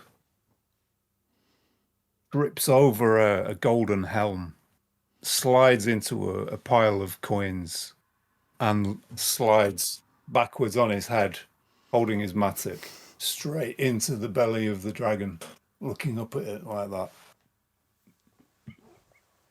Brilliant. Absolutely brilliant. 1 in 12. Loftar. Brodsky, Just, I mean- F in chat to pay respect. Yeah, no, this is just, but just on the order of the attack. So, do you go by the stance or Stance, yes. the? Okay. Okay. So it might go down. Go by stance, and then there's probably a tie break, but I tended to go Torg Wits. first and then you second. It used to Okay. be wit, didn't it? Well, you guys have basically got the same anyway, so I've just been going with Torg first. So anyway, No, that's so fine. But this I is was just kind of thinking because- simultaneous to what Torg is doing. Okay. Yeah, that's fine. So because he's in forward as well. Okay. Favored as 3. I'd spent both the hope. I mean, I think we're all miserable here by this point. So If it's I've got- favoured, oh no, it's ill-favoured, isn't it? So it's like I was going to say, if you does it work like advantage works? So if you'd still had Khazad-dû or whatever it's called to make it a favoured attack, would that balance out the ill-favoured I cannot to make it just a normal Yeah. roll? Yeah. So I think I get. Yeah, I just read that. So I'm ill-favored, right? Yeah, so you roll you 2 said and that take the for- lowest. From the And then feedback. because I've got favored, so that cancels it out, and I have a But normal you only roll. get favoured once a battle round, don't you? Yeah, you can only do that once a combat. Barrett No. Hazard. But what about the inspired? That just only gives me +2, right? Just Yes. inspired gives you another dice, and then it's Depends its- on the hope. Yeah. Yeah. but it's Yeah, another okay, it's so another it's- success dice rather than thingy. Yeah, so you're Okay, ill-favoured on your feat dice. You're going to roll 2 feat Yeah. dice to take the worst. You gain 2. If you spend a point of hope when you're inspired, you gain 2 additional success dice. Yeah. So, and I also get 1 from the attack from the From stance. forward Sorry. stance. Yeah. So I get +1 and plus. I wonder what. Okay, so I got 6. Okay. And then And 2 feat dice, of which you take the lowest. yeah. Well, this is crap. I mean, I've got 9. This is a really good one, but let's re-roll that. Come on, maybe a Gandalf. It wouldn't matter. You're taking the No, lowest. so it's a 6. So I've just lost the piercing blow. Oh, this is shit. I've got like 1s and 2s and 4s. 10. Just disappointed. 20, basically. It is.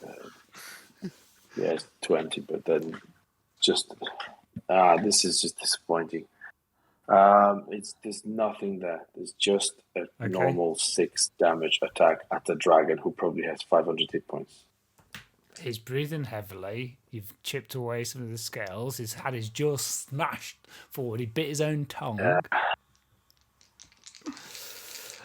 So one more name round, is yeah? The King Under the Dragon, by the way, according to chat. But we all get 1 endurance.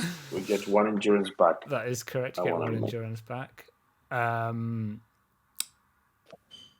Lif has a go with her dagger. Drops behind the shield, comes up, has a go, just bashes it against the scale. Oda with the spear. In forward stance, so getting some extra dice. One older. She's going to inspire a spell self and spend a point of hope.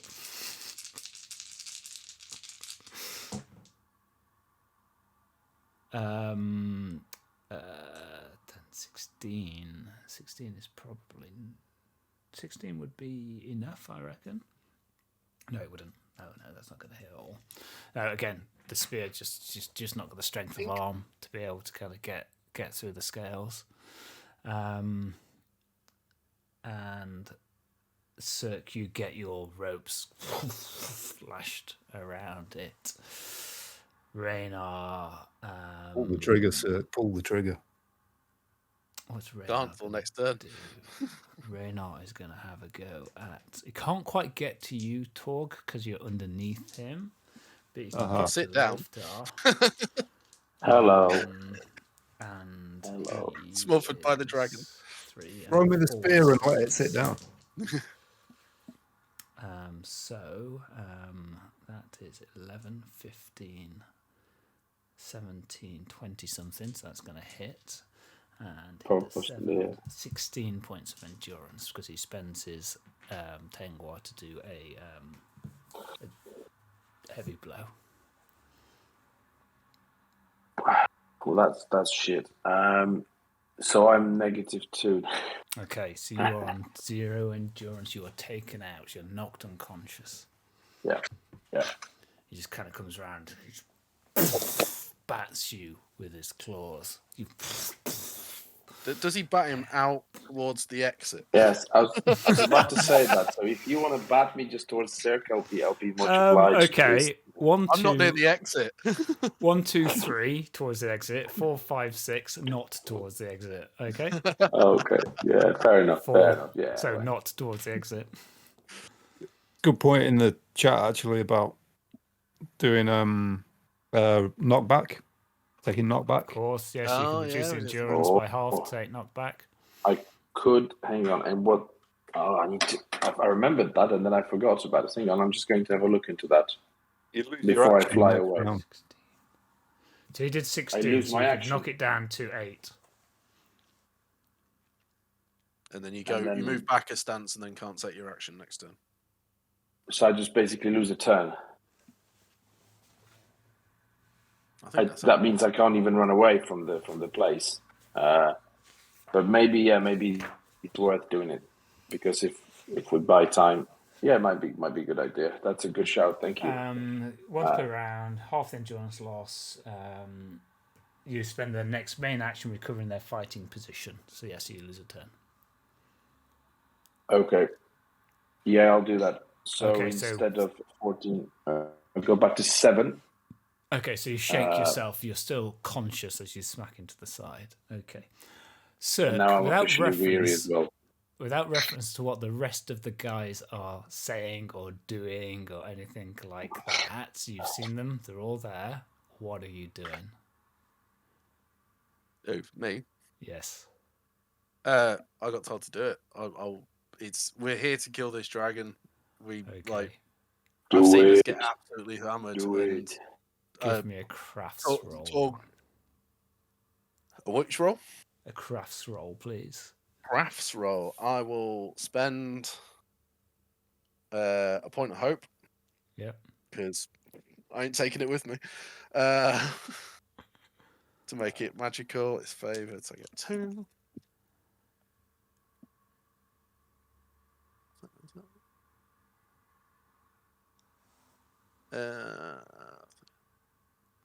18 magical. 18 magical.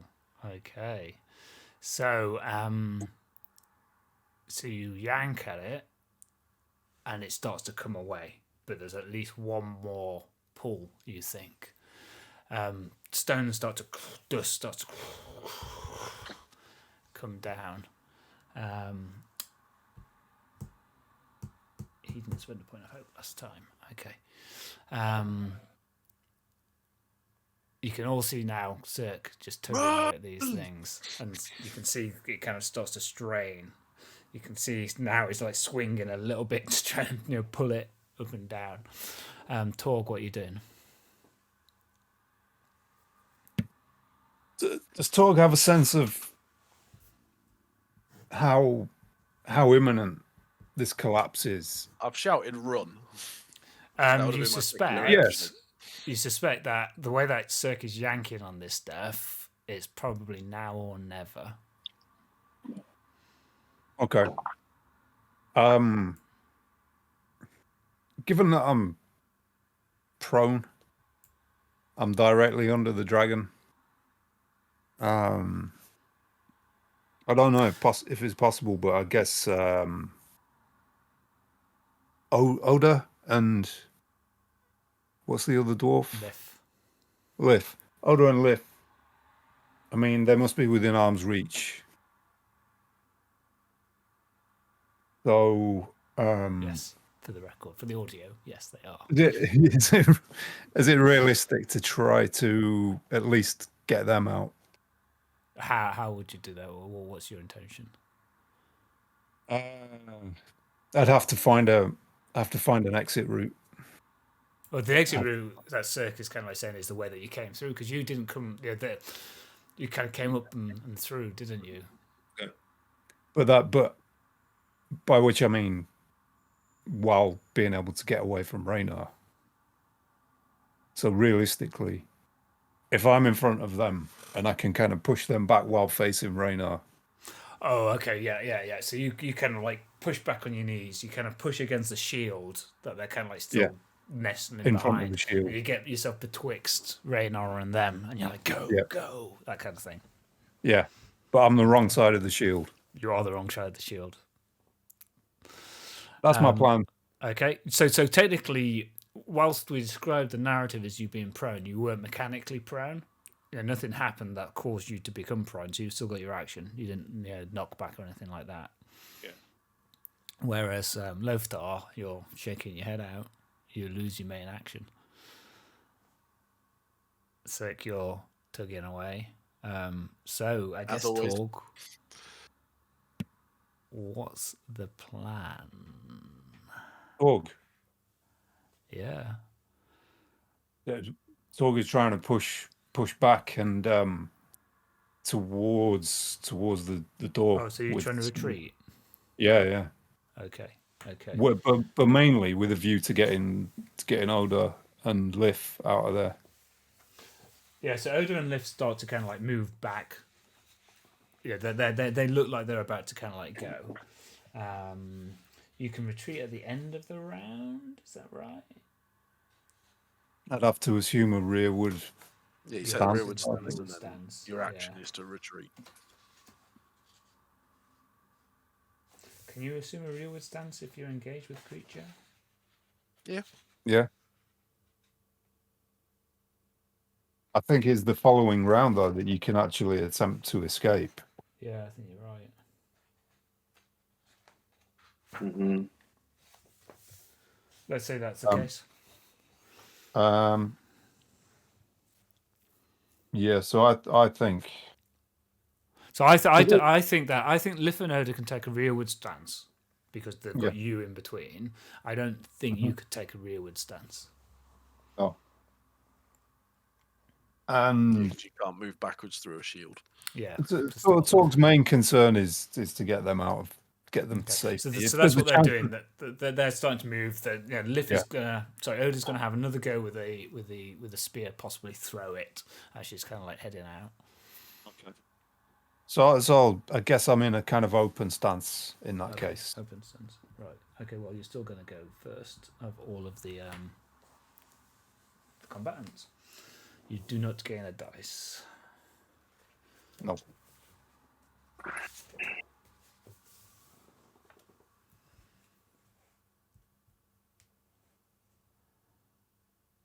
You gonna hit it? Yeah. So I'm gonna spend a point of hope. Okay. I mean, you're already miserable. I'm already miserable. Can I invoke Wary? Because I'm now fully aware of how dangerous Raynar is. Yes. And how okay. I'll let you invoke Wary. Only just now has it sunk in how dangerous this dragon is. No. I don't know. So my logic is more about the fact that you've always been into like forward stance, really. So adopting a lesser stance is kind of like you doing that. So I'm okay with you taking Wary, as you're kind of like now trying to cover a retreat. Wariness also is about protecting the other two dwarves. Yeah. Not kind of leading Raynar into an attack on them. Yeah. Oh, if Fly You Fools. So thanks for Thrudsky for pointing this one out. Page 104. Player heroes facing insurmountable odds and intending to leave the fight have two options. They assume a rearward stance and then choose to escape when their turn comes. Otherwise, they can assume a defensive stance, roll for their attack normally. If their attack is a success, they do not inflict the damage but manage to leave the battlefield instead. Ah, The very attack good. fails, they remain engaged. So you could take defensive. Like if they Yes. flee, you could move behind the shield, try to attack, and then flee if you're successful on your hit. So those two are taking a rearward stance, and when their turn comes, they're going to flee. That's what they're doing. Thank you very much for chat. It's so handy. page 104 was it? Yep, 10 just at the that's top. page Fly 1, you yeah, fools. Fly you fools. Thanks to Thrudsky once again. It was good to Thank have you. someone looking at That's the a good rules. shout. I think that's probably the best thing to do then. So I'll lose a die, so I'm still invoking Wary, still spending a point of hope. I'm still attacking. I'm rolling 5 dice and 1 feat die. Yeah. And if just attack success, you can leave the battlefield. Yeah. So you still do damage and everything, right? You can still do. No, you don't do any damage, but you get to. It's basically you've kind of. It's almost like you've hit them to kind of distract them and run. Like a push fending them block. back or whatever. Yeah. Thrudsky used it to Okay. escape a troll last session, apparently. So Smart man. Nice. Dwarf, elf, Okay. hobbit. Let's give it a try. Give it a whirl. Give it a whirl. If I roll an Eye of Sauron. you know it was meant to be then.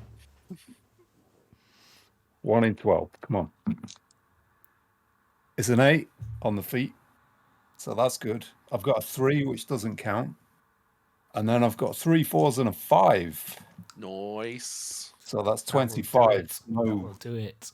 Nothing Okay. special. Rain off. I'm going to eat you. Thanks, Thrudsky.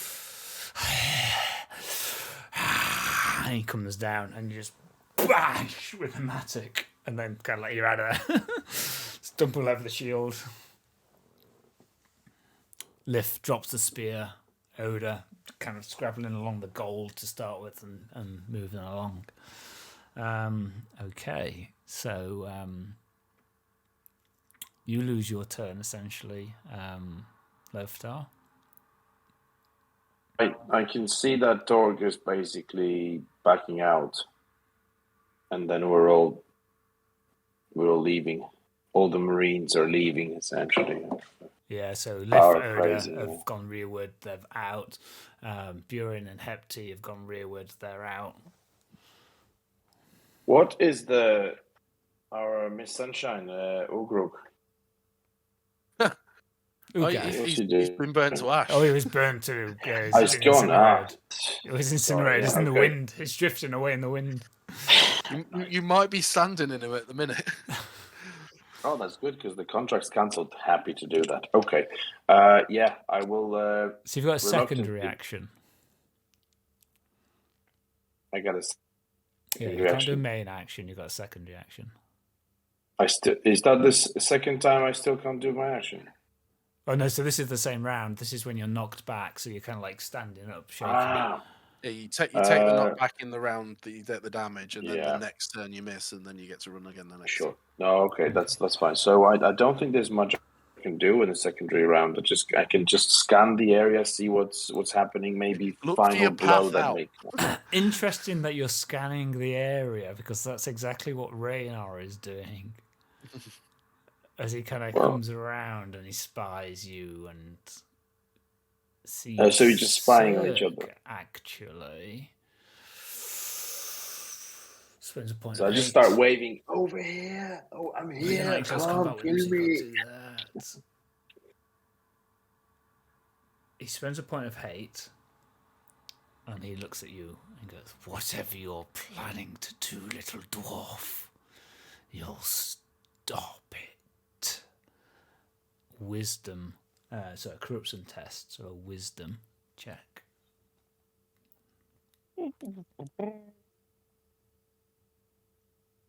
No, I don't think that's cool. Yeah, I'm fine. Okay. 16, 22 magical. Oh no, Okay. that's a 9. So more 25 magical. Has it magical? I got 6. So you got. You roll your 3 success die on your feat dice, don't you? Oh, so it's an extraordinary success. Yeah. Magical okay, success, not a Gandalf, a magic. So a ting magical mark. success is different because magical success. But anyway, yeah. Okay, so extraordinary success. I got 10, 19. I got 25. So. Yeah. So you've passed it. Okay. And I'll shout back. It's already done. Well, interesting is now. So what we do in this round then? So Torg, you kind of get across to the exit. Lif, Oda, Hepti, and Bjorn do. Sirk, what are you doing? So I've shouted, it's already done, and I will be spending absolutely all of my hope. Well, one to inspire myself, one to make it a magical success, and attempting to pull Bring this it shit down. Okay, Yep. Loftar. I mean, so this is my second reaction, right? No, so now we're back to a new round. So you've got your main actions and you've got a secondary action. Well, okay, so Reynard's Sirk breathing is doing heavily. There's also a stance, isn't there? I don't know. Can Loftar get into a? Yeah, Loftar can get into a Real- stance. Yeah, Loftar okay, can get into a rearward stance. Yeah. You could go rearward, or you could go defensive and still attack and escape that way. Or you can attack him. you can just die, or I can just die. But you're I don't rolling think- at disadvantage and weary. I don't think you could go rearward, could you? Because there's no other combatants. But you could go defensive. I could go And- defensive yeah. and then do the attack and Yeah. slip away, right? Yeah. Well, Yeah. No, I think I have to do this because I'm now literally covered in blood and just sort of weary, miserable, and everything. So I'll probably do defensive stance. Get behind that shield. Yeah, that would be good. Okay, so you're going Get me defensive behind that stance. Okay, so let's have Sirk. Let's have you roll your crafts roll. So I get favoured.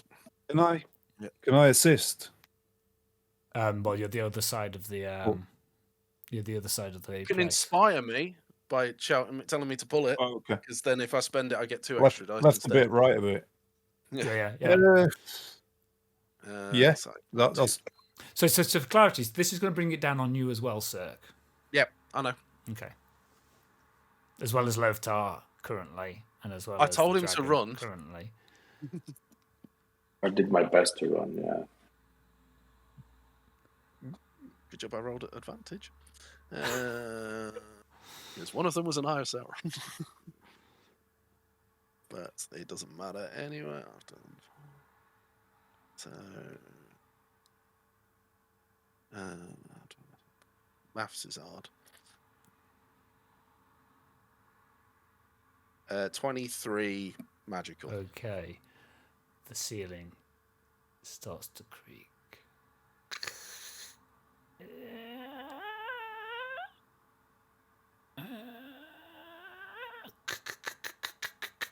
Make your attack roll for me, please, Loftar. So this is the. This is your fake attack, defensive right? stance, so you lose a dice. And if you So succeed one at this, minus one. yeah, so you succeed at this, you'll be able to get away. As in, get into a safe distance, Yeah. potentially. Potentially. Okay. How about Not roll high. point of hope? Roll high. I'll roll super high. I'll spend that point. Dust starts Oh. to drop down. A huge Wait, rock dust. just falls and lands at the feet of Loftar. Hang on, Dust. One lands at So the feet I of bring- Torg. Ah! Catching Glyph's arm.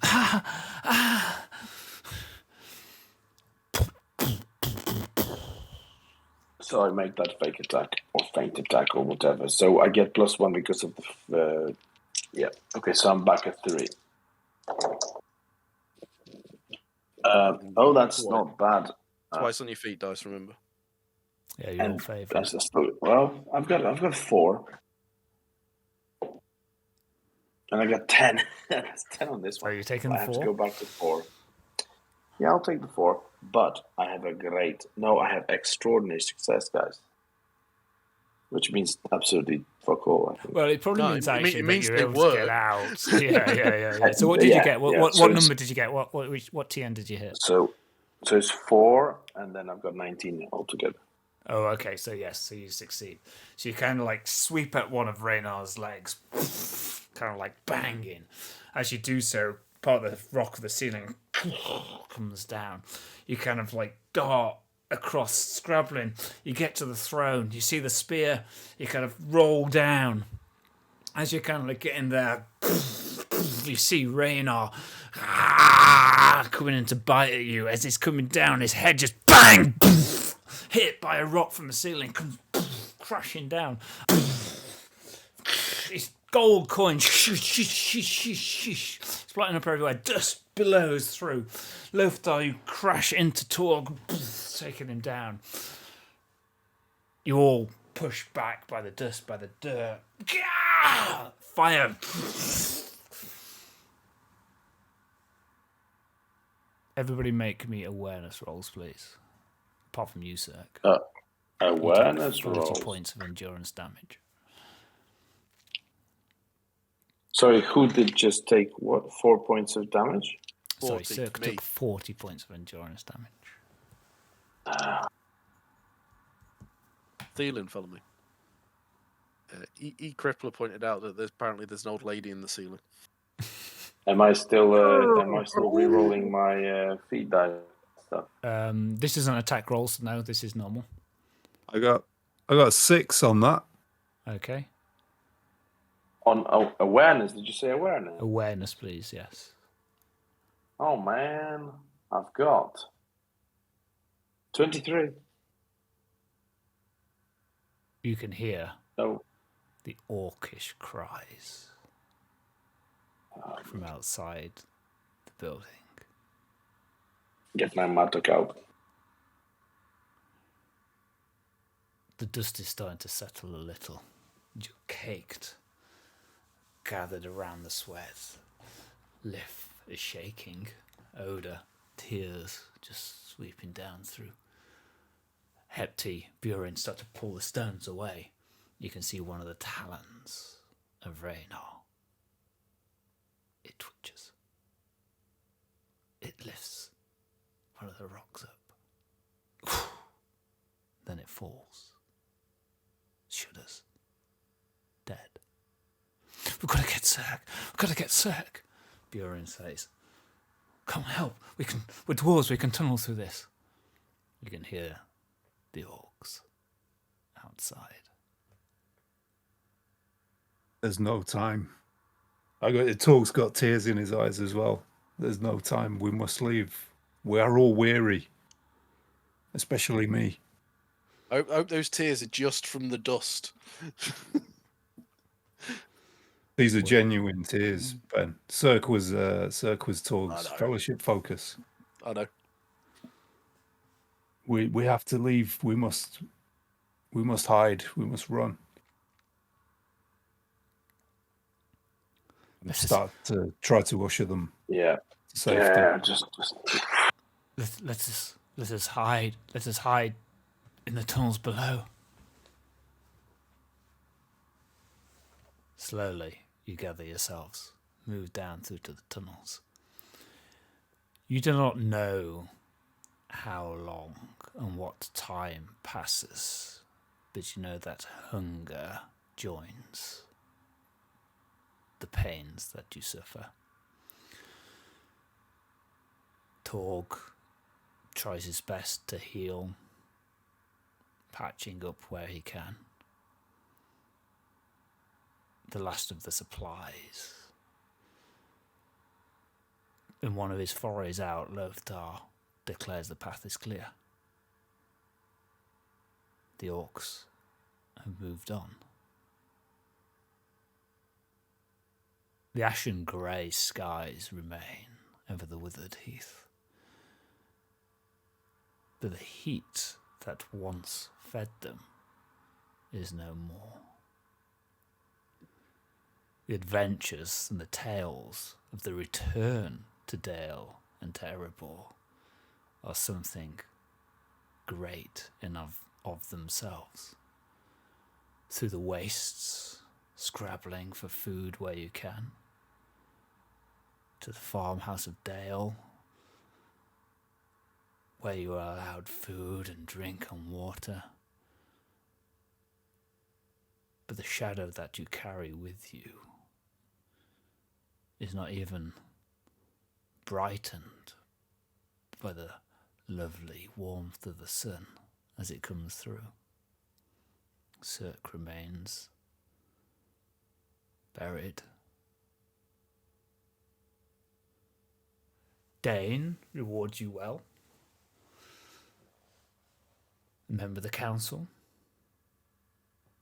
The golden sheaf plies its wares. Stories are told, tales. You're the heroes, preemptively saving Dale and Erebor from another dragon threat. Sirk is missing from the chamber of Masribal under the mountain.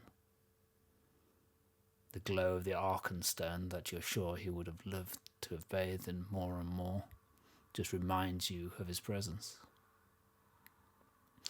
On one of Torg's trips to see Kelda, aged now, a little grey in her eyes.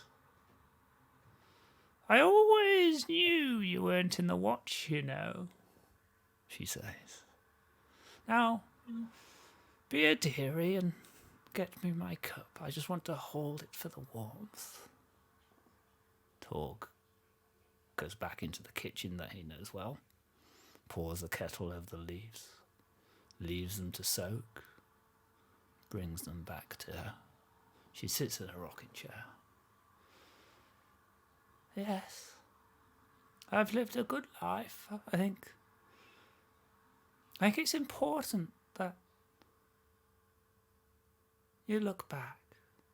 I don't think I'd like to be an elf on reflection. It's only when your life ends that you get to decide whether it was any good. Yes. I can see the sadness that you carry with you, Torg. Try not to let that sadness carry itself forward for many years to come.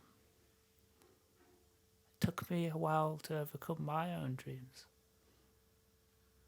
Then I realised that I had to deal with what was in front of me and take joy where I could.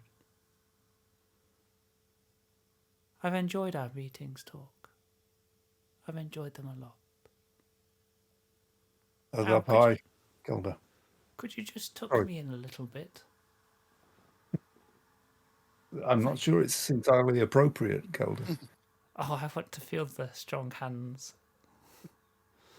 Do an old lady a favour. One last time.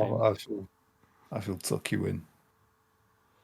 Sirk and I were never close friends, Kelda, but we had a mutual respect. The only comfort is that he rests now among fine architecture, which he loved more than the company of other dwarves. I hear he got quite a close appreciation of how fine it was. And the sun sets on Dale and sets on the kingdom of Erebor. And as Kelda says, it's only at the end, when it's all done and finished, that you can look back and decide whether it was really worth it or not. Until that time, an evaluation is impossible. But with Sirk's death under the tower, I think it's time that we should rest our heroes here a little. Perhaps we can catch them up in future, but for the moment, the dragon didn't have the last laugh. Oof. Zing. So Yes. there we have Wow. it then. I think That's a wrap. that is indeed a wrap. Man. Wow. Wow. That's I was really wanted to be joyfully happy that we'd killed a dragon. Yeah. Oh no, I'm joyfully happy that we killed a dragon. I think I that, don't think, yeah. put it this way, Sirk was so shadow filled by that point. It was either he died a hero or lived long enough to become the villain. So some context then. So people who are paying close attention to us following the canonical Laughter of Dragons will know that there are 2 other adventures in the book, one of which we'd chosen to bin off anyway, and the second, the final adventure in the book, we have decided not to run. Essentially, we are going to be leaving our dwarves here, closing the Laughter of Dragons campaign off. But I think we're going to be starting anew. I think so. Reading But something decided in to be Area character. Door. Well, we talked about having a go at the starter set Yeah. and doing something in the show straight out of the book and just play it vanilla out of the book. Just have some fun with that, and then maybe do a campaign in Eriador. Yeah. Mm. So when we've had a little bit of time to reflect, I think we should do a little bit of a campaign review, and just what was good, what was not great, what do we enjoy, what do we not enjoy, so on and so forth. I think that would be interesting in any case. But yes, dear viewers, Sirk buried with treasure in a fine dwarven establishment. The corpse of a Kill a fine beast. As his in future, people will find him and wonder, did he single-handedly kill the dragon? Yep. As he becomes a Crippler Barrow says the White. starter set's a lot of fun. Yeah. Loftar and Sirk. Loftar and Torg walked away. Yeah. So anyway, we'll call the campaign there. I don't think I've ever really. Well, I've certainly not on stream finished a campaign, but there we have it. Yeah. Wow. Wow. This is our 20th session as well, by the way. So that was a 20-session campaign. Well, that seems Wow. fitting then. That's pretty good going. Yeah, thanks for running, Paul. That was a Oh, lot of you're fun. welcome. Yeah, Yeah, okay, indeed. good. That was really good. Yeah. I feel like Anytime I love getting to die heroically. yeah, I feel like Especially the irony of being like the kind of nerdy scholar character.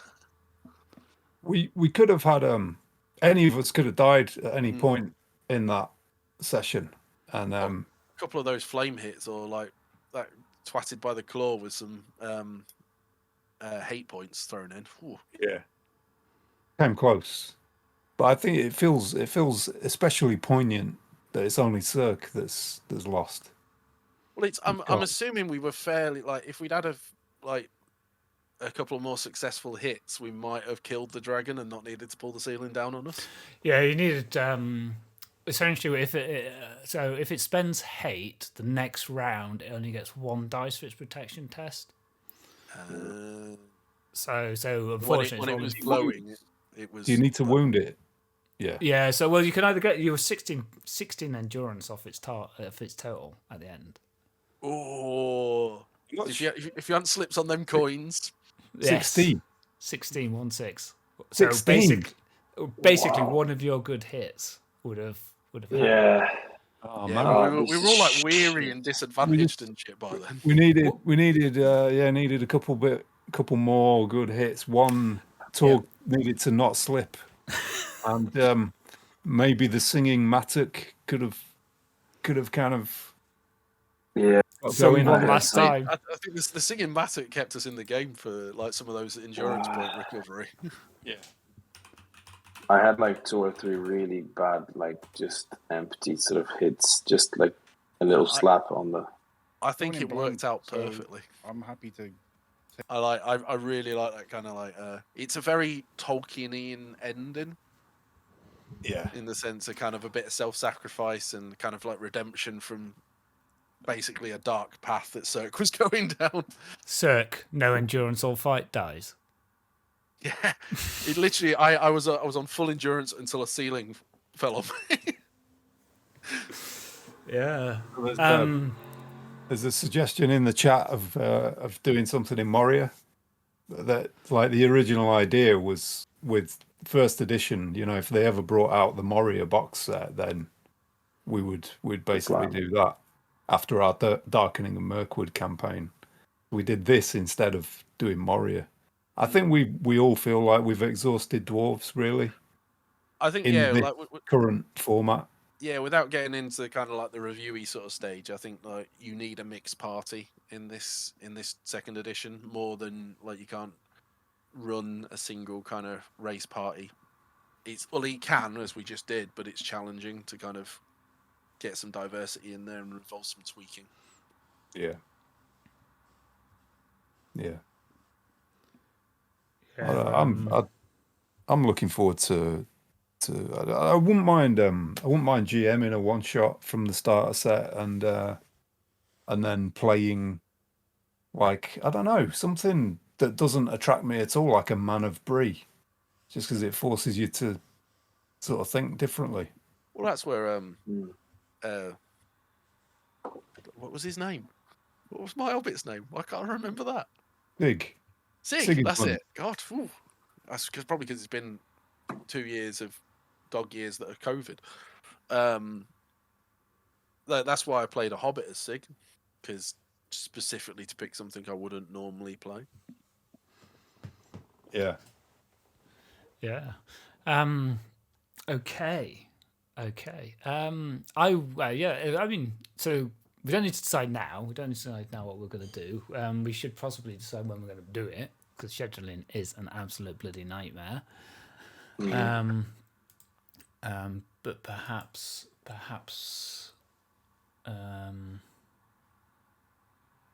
Maybe we should do it offline, because we'll probably want to think about what we're actually doing to be able to decide who can prep for it and stuff. Yeah. Watch this space, I guess. You know. Yeah. Yeah. I'll edit a chunk of this out for the YouTube audience. Totally. So not wanting to put anybody on the spot. Favorite moment in the campaign? Go, Ben. I still really like the fact that we basically awoke some barrow right somewhere in some Slammers field. That I really enjoyed the Kelder kind of storyline with Torg. I liked that kind of. I think that was a real kind of. It really kind of hit the RP kind of itch for me in that space, and very much the kind of twist of kind of like sort of bit of an arrogant dwarf into then murdering. Brain is like mush since this COVID. Murdering the Hobbit, and then kind of like taking a different route. Yeah. And yourself, Matt? Yeah, my brain's a bit fuzzy, but some of the battles, it was quite good. Be able to play with some big names. There were some challenges, like with doing things that we would normally do, like look at the book and so on. But no, there were some interesting really battles, and I really enjoyed Loftar just being himself. Battle of the Five Armies, and then just talking about this. That was pretty good. I want to know what happened to the Loftar youth. yeah, I forgot about the Loftar youth. Fair enough. And yourself, Joe?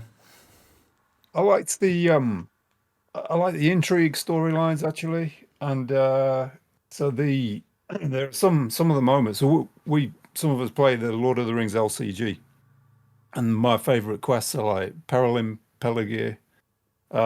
Steward's Fear. Yeah, Peril Peligir, Steward's Fear, Murder at the Prancing Pony, where you've got like shadowy figures, that are basically agents of Mordor that are corrupt men.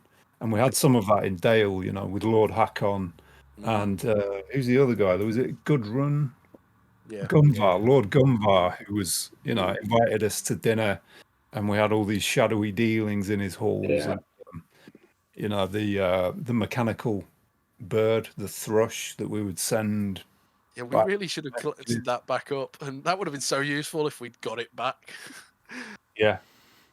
So that That was nice, but I think there've been a lot of good moments that all obviously come from the characters. Really, those are the moments that shine.